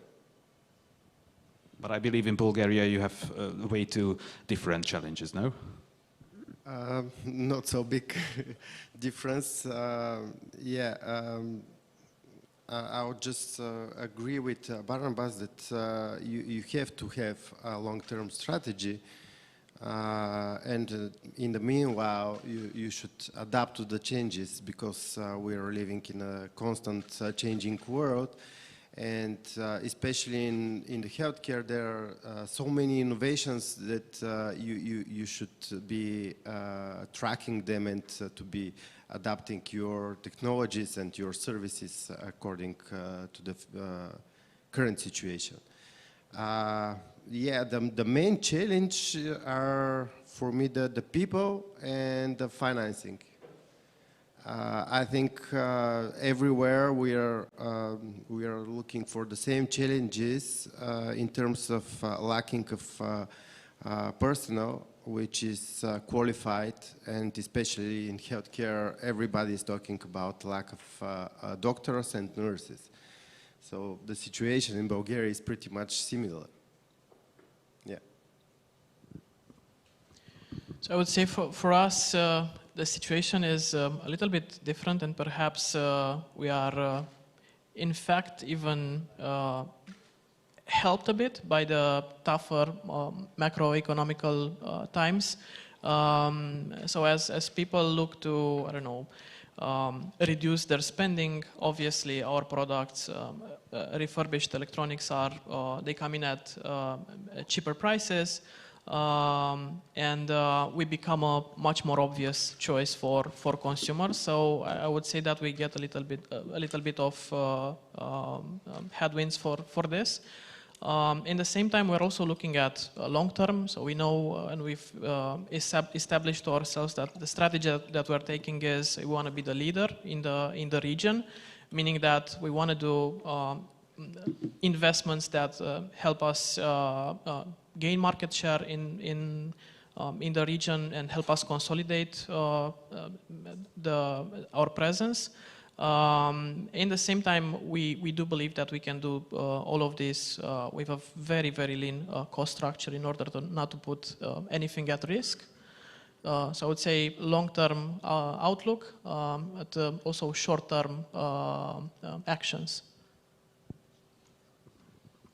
Well, I think our job as CEOs is always to keep the long perspective, and this is super important. So one of the important things in my day-to-day job is to make sure that in the discussions with the stakeholders that we have, from our internal team to you know, the sellers that we have in our marketplace and the suppliers that we have for our stock that we sell, to investors in the company, we always remind them of the long-term perspective. And for instance, in e-commerce, this looks very good, right? So I think it's very important that we balance in the communication in the day-to-day that looks sometimes not okay, and with negative information, negative news. We manage to balance the long-term perspective, and in e-commerce, for instance, this means double-digit growth, continuous, over the next many years, and we see it already, let's say, resuming to that extent compared to the past 2 years. So from that perspective, I think that's an important, let's say, mission to us CEOs to continue sharing this long-term perspective. The two things that in terms of strategy, so what we do, what you asked, Martin, I think one important thing is about the team and the people, and this is really the time when while you actually try to find new ways to organize and become leaner in some ways, but also a bit more effective in the way you operate, you also strengthen the team.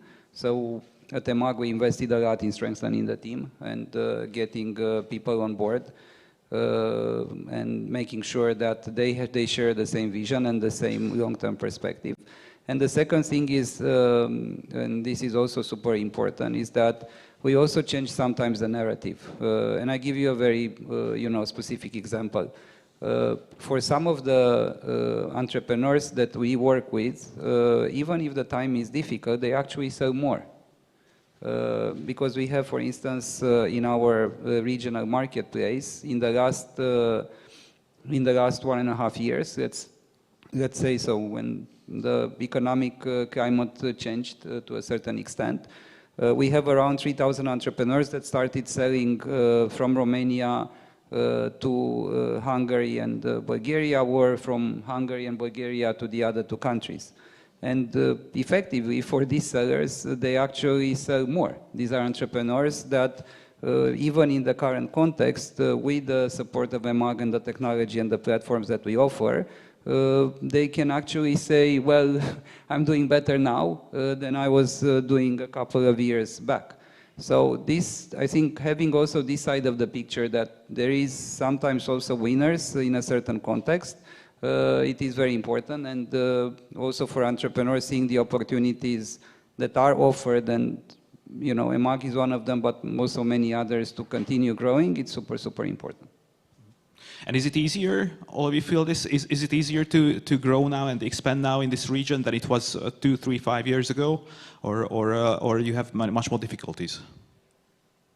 Again, I think it depends a lot on the type of company. But one thing that makes it much easier now compared to 5, 10 years ago is technology. So a bigger pillar of expansion and the way that companies are able to do it now is technology. And this one makes it, I would say, sometimes cheaper to expand, because you depend less on fixed assets and on infrastructure that actually locks you with a certain amount of fixed cost and risk. On the other hand, it also enables you to be much faster. So from that perspective, again, seeing in practice what happens also with our sellers, the entrepreneurs that we help on our platform, but also seeing in EMAG, as you know, day to day with my team, how fast we are able to innovate and change things.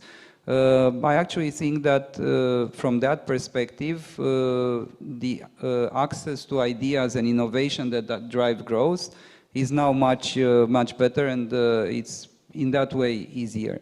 Of course, then it's a matter of how you sell these ideas internally to investors. It's a matter of how you convince them that this is the right thing to do. And then if you get access to resources, then you're able to grow for sure. Of course, the growth, it's not something that happens in 3 months, 6 months, 1 year. The growth is a long-term game, and it's a marathon. So if we put all this together, the technology, the investors, as we discussed also here, that are keen on investing in the region and hearing a positive story, and also the fact that we have good perspective here, I would say, to your question, growth is easier now. All of you feel the same? So I would also say it depends on the industry and probably on the company. We at Flip, we also have a distance selling model, meaning that we can ship everything out of our Bucharest hub and receive inventory here without having to have very high capex, and that makes the scaling model pretty easy, maybe compared to other e-commerce businesses. We can basically deploy the business model in a new country in 3 to 4 months, and supposedly if something doesn't go well, we can very easily get out of that country. So that makes us very agile. Of course, we don't necessarily want to be in that position to get out of a country, so we try to be very careful in how we make that selection. I would also say that maybe a new perspective here is maybe the clash of the West and the US with our region, because at least in our industry, we have quite a lot of competitors that have raised in the hundreds of millions of euros, and have started from maybe 2 or 3 years ago. They started the regional expansion, conquering Western markets and perhaps coming closer to our borders as well. Now, with the economical situation, of course, most of them have maybe slowed their investments, but it's also something that we take into consideration. Okay, we expand into a market, but are we certain that we can, I don't know, have a right to win, beat a specific competitor there, and come with a better value proposition? And I'm asking who should support you in this expansion? Let's say, I don't know, like governments, like banks and finance or financial backgrounds, or I don't know, the EU, or you can do it from your own power. Who should support you if you need any support?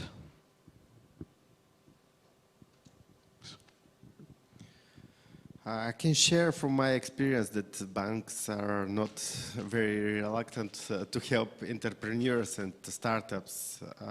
They're pretty conservative, and they wish to guarantee with your own real estate or something which you can guarantee with. Here comes the investors.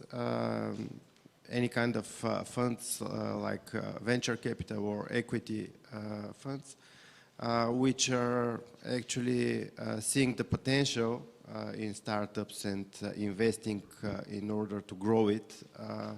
And of course, at the end of the day, they do it for return of investment. And on the second hand, partnerships are also a way of growing your business and your markets. Yeah, with partnerships, you can grow easily in different countries if you have a common goal and a common strategy. First of all, let me revert on your previous question first, because I want to bring in two angles to support both sides, basically. You can imagine that we as a home automation company have to train lots of electricians to deploy our devices, to program our devices. And up until 2020, we had only in-person trainings. And you can imagine that with the electricians, it's only natural. They want to be on the spot. They have to put together wires, devices, programming. It's natural that it's on person. But we had to change in those years and bring in new methods to do online trainings. And they actually loved it. Like imagine Eastern European electricians sitting down for online trainings, learning new methods, how to be competitive on the market when you are designing or building different houses with smart home solutions, with home automations. So on that angle, it's easier today. But on the other hand, there are less electricians all around in this region than it's needed. So from that angle, it's probably a little bit harder. I've actually seen a meme which kind of relates to this when it said to the new generation, Generation Z, that stop being influencers, we need electricians, and that's something I can very much relate to. Just one point, sorry. 2 weeks ago, I was on the Olympics of air condition mechanics. There's an Olympics game for them, and the final will be in Tokyo next year. It's a good thing they have those. Like, actually, I very much related to this listening to the previous panel as well, when talking about AI and the fact that it's actually replacing white-collar jobs. But AI jumping in and doing electrical works, that's not a reality in the near future. That's robotics, I guess, but that's a bit more far ahead.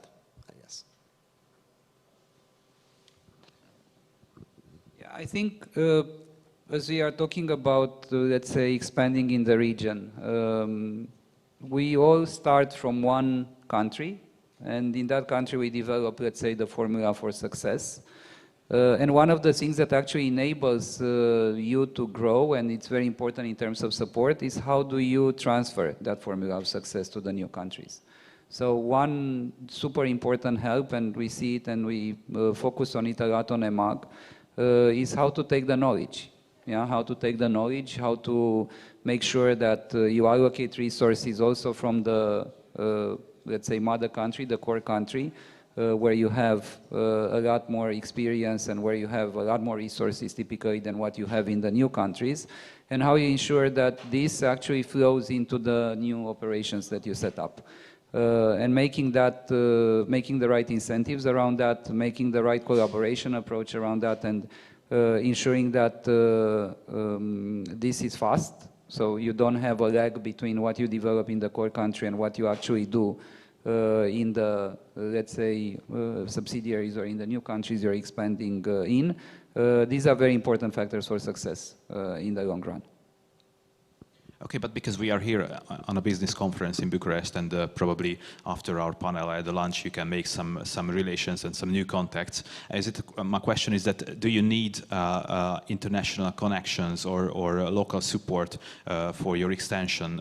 Is it necessary to have, or you have your own power to gain a new market without some local help? You need anything from the regional countries? You have good relations with local companies or suppliers?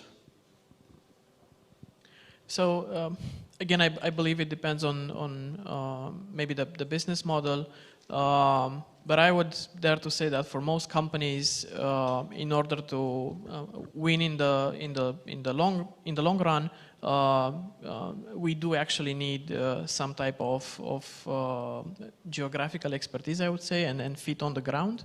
We have chosen to basically employ country managers from those specific countries. It's, I don't know, for a company that starts in Romania and wants to conquer other geographical regions, it's pretty hard to know it all. Even if you build all sorts of competencies from, I don't know, operations, marketing, and so on, you still do need some local flavor to make it work. Because one thing that we have to acknowledge is there are cultural differences in between these countries. So we do look at Central Eastern Europe as, let's say, the totality of the market that we can expand to, but still we have to take each market as being a different one. And some of them have smaller differences, and some come with bigger ones. So locally we do try to get local people in order to understand the market conditions, the differences, and also employ local partnerships as well. So where it actually makes sense and it provides value, we do them. I can talk about my field of competences about healthcare, and medicine and healthcare are pretty much everywhere the same. The difference is the legislation and the language. So expanding into new markets, the easiest way would be with partnerships because of the local establishments. It's always easier. If you go by yourself, it will take double or triple the time. And finding the proper people, managers and staff, it's really difficult. So again, partnerships are the easiest way. My answer would be most definitely yes. Like, partnerships are insanely important, especially in our field. Like, without them, it's kind of impossible to conquer a new market and set foot on it. In our case, even our country managers, for example, to Romania, are Romanian nationals. So they have a much deeper knowledge of the local environment, and they have, obviously, they had previous connections as well, and through them, it's much easier to find the right partners to work with on a new market. But I think expanding to anywhere else outside of your home country, that's the key, finding the right partners to do it with. But I also believe that EMAG Hungary has also several Hungarian suppliers, or I don't know, companies to work with. Am I right? Absolutely, Martin. And if we look the time that we actually spend in this type of relationship, it is incredibly high. Yeah, so we have more than 300 big suppliers that we work with every day. Basically, our team on the commercial side, has joint plans. Also looks at the long-term perspective. tries to develop the joint campaigns and so on. We have more than 4,000 sellers, entrepreneurs in Hungary that again we work with every day. We tell them, we teach them how to be more proficient in e-commerce, how to maximize their sales.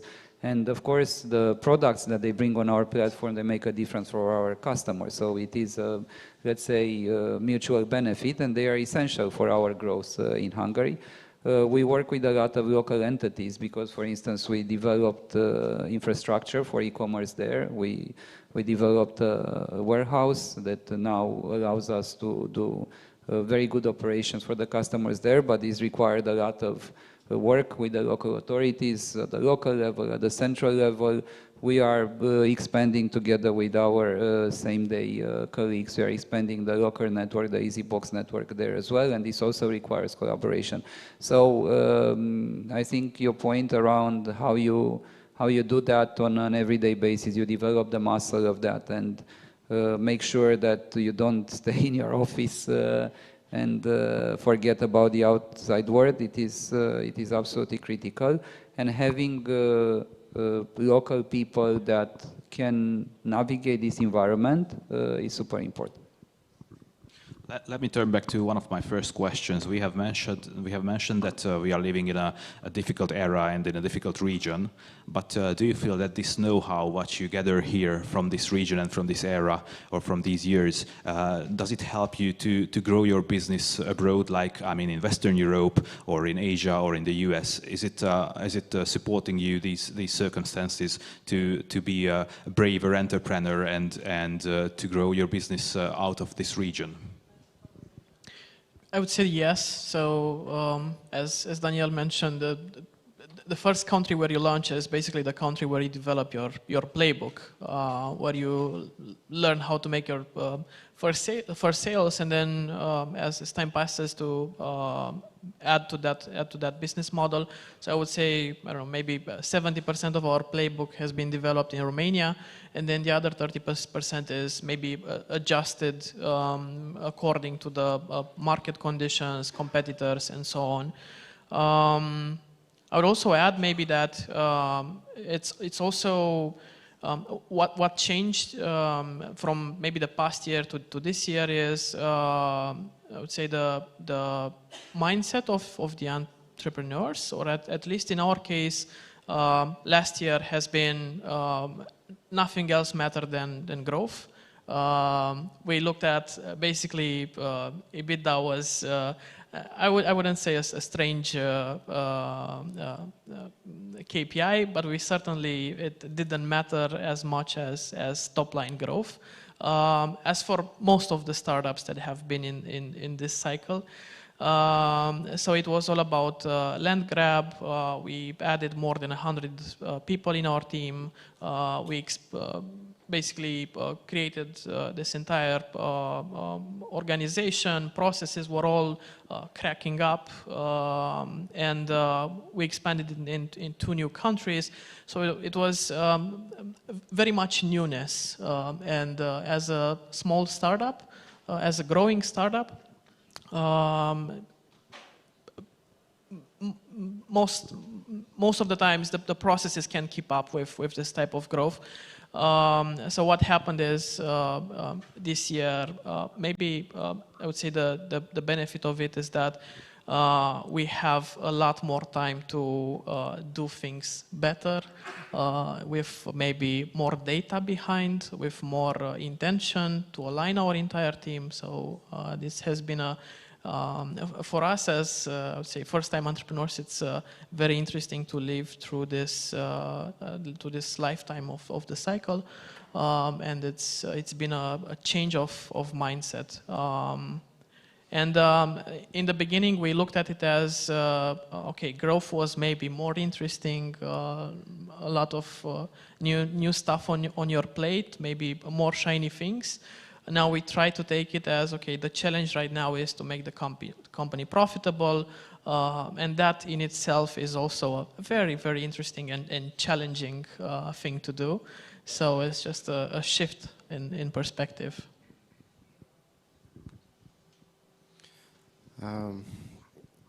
I'll start with this, that in Bulgaria we have a lot of qualified software engineers, and there is a huge hub of outsourcing industry.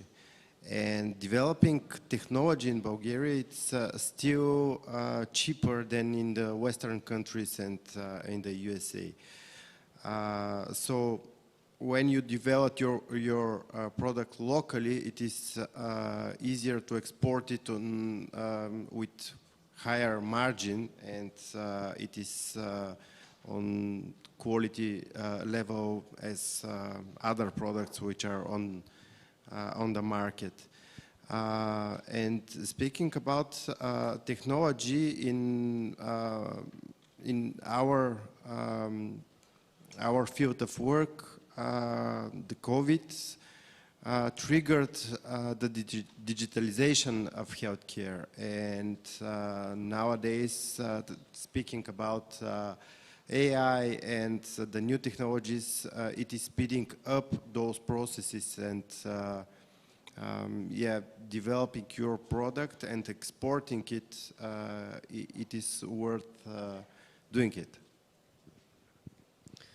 I think it's very much a challenging corner of the world, because there are a lot of kind of small countries all around us, and it's good. It's helpful in the learning curve, because when you are expanding, for example, from Hungary to Romania, there are lots of similarities, but some differences. And then again, if you move towards Bulgaria, that's kind of similar to Hungary, a bit more similar to Romania, a bit similar to Serbia, but there are differences. So in this case, when you are moving from country to country, you learn something in everywhere about the local culture, about differences in technology, differences in the spirit, working spirit of the people, cultural differences, and so on and so forth. So I think that expanding in this region helped us a lot to take a bigger step and expand like beyond the region as well, because it can teach you a lot of things to try out these markets, these slightly different markets nearby us, nearby our home countries. I think there are two angles to this as well. So on the one hand, coming from the region and expanding in the region, I think it's much easier than coming from the outside region, because as Barnabas said as well, culturally, even if we are not exactly the same, we are much closer than what we are towards Western countries. And this helps us a lot, let's say, navigate the environment, and also the fact that we are used, let's say, to lower scale in a way, and we are able to actually set up businesses that that are successful, even if, let's say, the size of the market is not so high. The other thing is, and the way we thought about growth and also the regional expansion in EMAG, one of the reasons that initially pushed us to do it is to actually expand the market that we serve, because in this way we can deploy the technology that we develop towards a bigger market. And for us, going from a Romanian market of 20 million and actually expanding to more countries where we have relatively similar type of population, all of a sudden allowed us to, in a way, spread the cost of technology development to more countries, and in that way continue to develop really good technology and actually better services for all the customers that we serve. So one of the elements of actually expanding in the region is also to go beyond this fragmentation and increase the size of the market that you have, and then this allows you, on the other hand, to invest more and more into virtuous and this becomes a very virtuous circle at the end of the day. Probably all of you have heard about Warren Buffett, and I don't know if you know that you can have a breakfast with Warren Buffett, I think a few times every year, and you have to pay around $1 million to have a breakfast with him. But luckily, we are lucky enough that we have 4 CEOs here and we can have their advices for free. And this is why I'd like to ask you as a final question, let's give some advices. I've seen many young faces here, many young entrepreneurs, and I believe that our online presentation is watched by many young entrepreneurs. Let's give them some advices. How should they start their business in 2023 in this region? For example, should they start it in only one country and then expand to other countries, or should they start it in for like all three countries? How should they start it? What should they focus on? What is your opinion how it's going to happen in the future, in the next years? What should be the focus topics in this region from a business point of view? Yeah, so lots of things can be said here, and I'm sure my colleagues will spread some wisdom. What I will say on my part is maybe the hardest thing that we've really nailed it in the beginning was making something that people actually want and solving a real problem. And generally, as an entrepreneur, if you manage to solve that, all of the others usually have a tendency to sort themselves out. If you are a good entrepreneur and you're willing to learn and to basically go above and beyond to become better, all of the other things can be sorted out. So this is what I would tell to any entrepreneur looking to start a company: solve a real, do something that people really want. Then the other thing that helped us a lot in the beginning was actually being very very focused. So we had an idea to start applying our entire business model to all types of electronics. Looking back, that would have been madness, and we probably wouldn't have succeeded because we didn't have neither the money nor the expertise. And so it was a great thing that we decided to start only on smartphones. We know they represented 70% of the market, and so we said, let's do that, and let's do that well. And now that we have the resources and the know-how, we can start expanding horizontally. So start, I would say, start focused, start very narrow, and then try to expand. Maybe the third piece of advice would be if you've managed to solve for something that people want and you gain traction, VCs will maybe start knocking on your door. A very tempting trap, maybe in which you shouldn't step in, is to raise lots of money at very, very high valuations and start being extremely aggressive in your expansion. That has been the case for the past 2 or 3 years. So I would say it's a good thing, and try to do it moderately. I mean, just take enough money to execute your business model. Don't take too much money. Get it at a valuation that does make sense, because otherwise later on it will come stumbling over you. So yeah, do things that as the panel says, that are common sense. So yeah. For me, the most important thing is to have a strategy. You have to have a strong plan, to follow it, and to work agile. The second thing is the product, and the product should be developed again on an agile way. You have to start with something small, simple, to test it, to make sure, as George said, that it covers the needs of the customers. And then to add additional features or services to it. And the third, and actually this is the most important thing, are the people. Each organization is the people within the organization. You have to build a strong team, and to develop this team according to the strategy. So those are the three most important things for me as entrepreneur. I'll try to be brief with my advices because I'm not actually a CEO. I'm head of business development. Future CEO, let me say. Thank you. So what I would say is it kind of relates to Alex's last sentences, because I want to say is to embrace the talent, because I think that's our biggest challenge in this region, in Central Eastern Europe, to lose the talents, to bigger companies lose the talents because they are moving or going to Western Europe to work, or to the US, or even to Asia because of like opportunities with bigger companies. But I hope to believe that if you embrace the people you are working with and you embrace your colleagues, then they will stay and they will help you to build a strong foundation, a good company, and lead you to successes.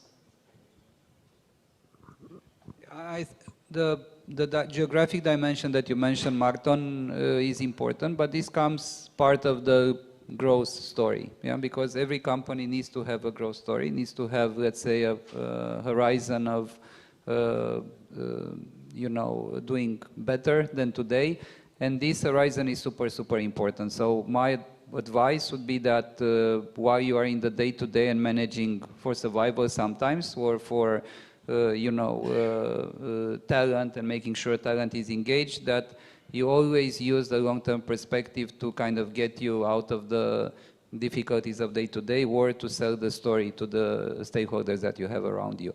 And this you know, also allows you as a CEO or as a founder to keep actually optimistic and keep let's say the energy in the day-to-day in what you do. Okay, so as we are heading towards the end of the panel, I'm asking the audience if you have any questions from the speakers.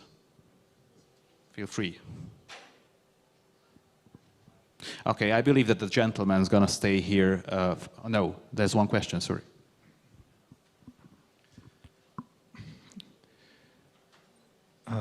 I have a question for Mr. Spiridon from EMAG, or maybe for the guest who consider interesting to answer. These days it was the news about the giant eBay that will enter Romania market in a partnership with Poșta Română, and as a result, Romanian small and medium-sized Romanian companies will have the possibility to sell their products in some 190 countries around the world. My question is, how do you think will impact the Romanian retail market and especially EMAG business? Thank you. Yeah. Of course, there is always competition, right? So we know there is competition. We know that there are many channels in which entrepreneurs, small and medium enterprises can basically put their products in the market. And this has been the case for us in EMAG for many years since we are around. And for us, nothing changes in that sense, because we want to continue doing what we know how to do best. We want to, as we discussed before, be very, very close to our partners, to the sellers that are on our platform, which is something that we have developed through the years, and these relationships actually do matter quite a lot. And second, the infrastructure that we have put in place, both technology-wise, but also physical infrastructure for e-commerce. These two things continue actually offering a very good, let's say, service elements to our sellers that in a way are very difficult to replicate by other entrants in the short run. But of course, I think competition is welcome. It allows also us to be better every day, and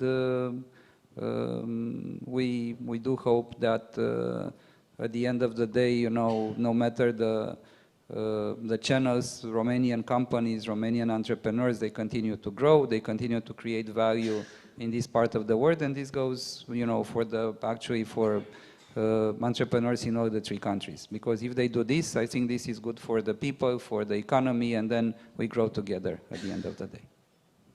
Any other questions?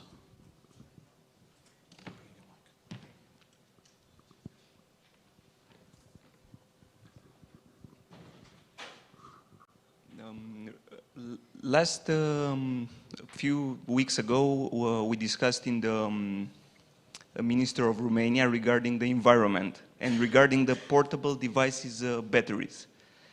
It was an event regarding the collection of batteries and the new regulations. I'm wondering if Flip, how do you track sustainability and how would you approach it in the future with the devices? Mm-hmm.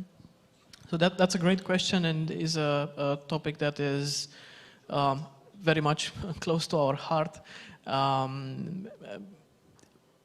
What is very interesting, and I will start with that, if in the Western countries and in the US, most of the buyers do buy refurbished electronics because of the impact towards sustainability and the planet.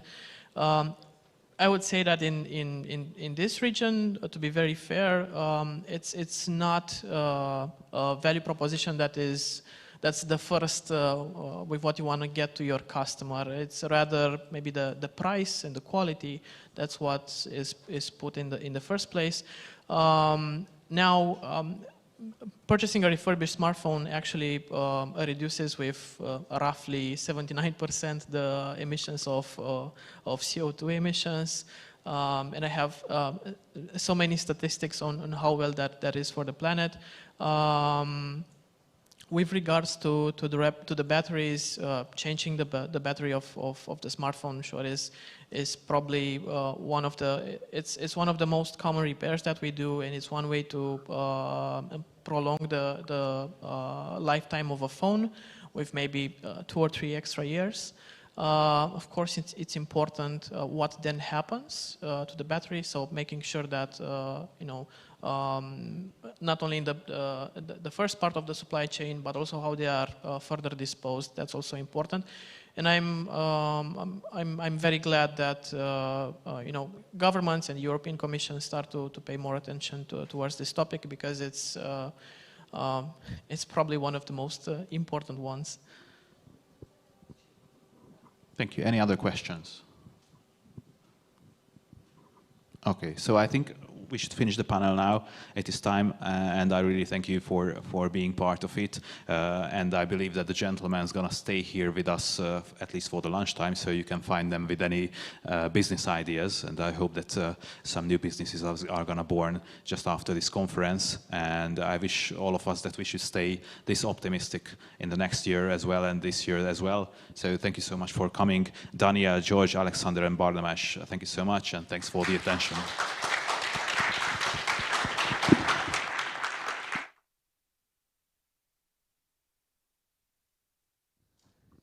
Just a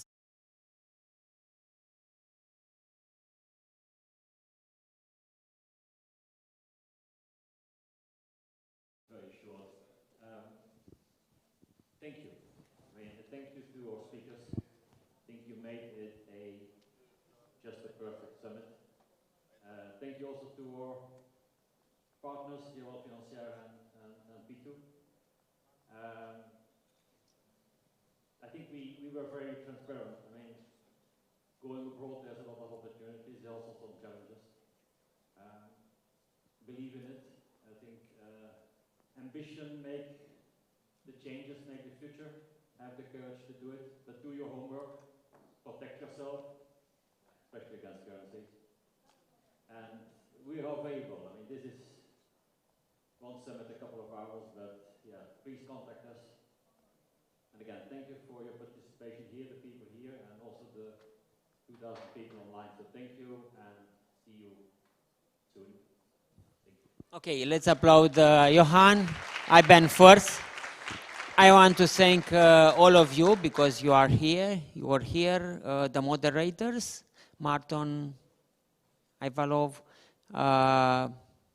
and Pierre-Antoine, who is the sponsor of this conference, and see we next year. all the best and enjoy the, and let's applaud Mirela from B2PR. It's the main driver of this conference, okay? And let's go to lunch.